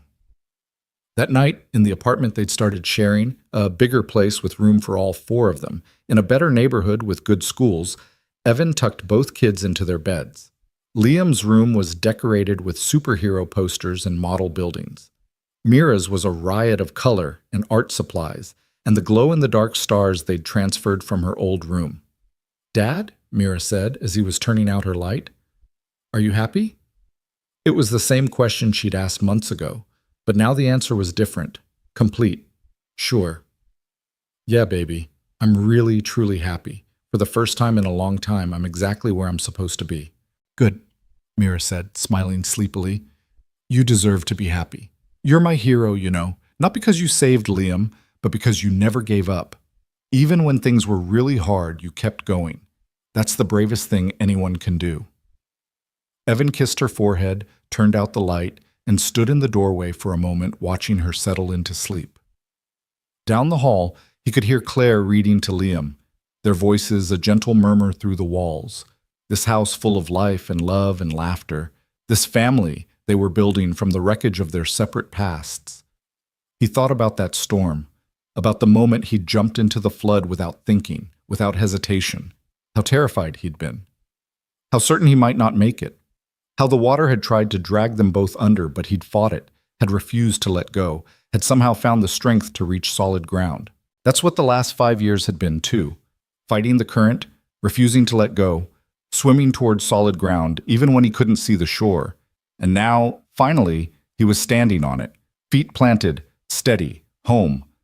Claire appeared beside him in the hallway, sliding her arm around his waist. "What are you thinking about?" "Second chances," Evan said, "and how sometimes the worst thing that happens to you can become the best thing, if you're brave enough to keep swimming." "We kept swimming," Claire said, "both of us. Through different floods, but we kept going, and we found each other on the other side." "Actually," Evan corrected gently, "you came running through that flood to find me. You always did have terrible timing." Claire laughed, swatting his arm. "My timing was perfect. I brought you back to life." "You did," Evan agreed, pulling her close. "You really did." Gichitis. They stood there in the hallway of their home, their children sleeping peacefully in rooms down the hall. their future stretching out ahead of them, bright and solid and real. Outside, the city continued its endless rhythm, people living and loving and surviving and sometimes, if they were very lucky, finding their way home through the storm. And somewhere in that city, in an office building on the corner of 5th and Morrison, a sign glowed in the darkness. Dalton and Pierce Architects. 2 names, 2 stories, one future built on the foundation of second chances, hard-won wisdom, and the understanding that sometimes you have to lose everything to find what really matters.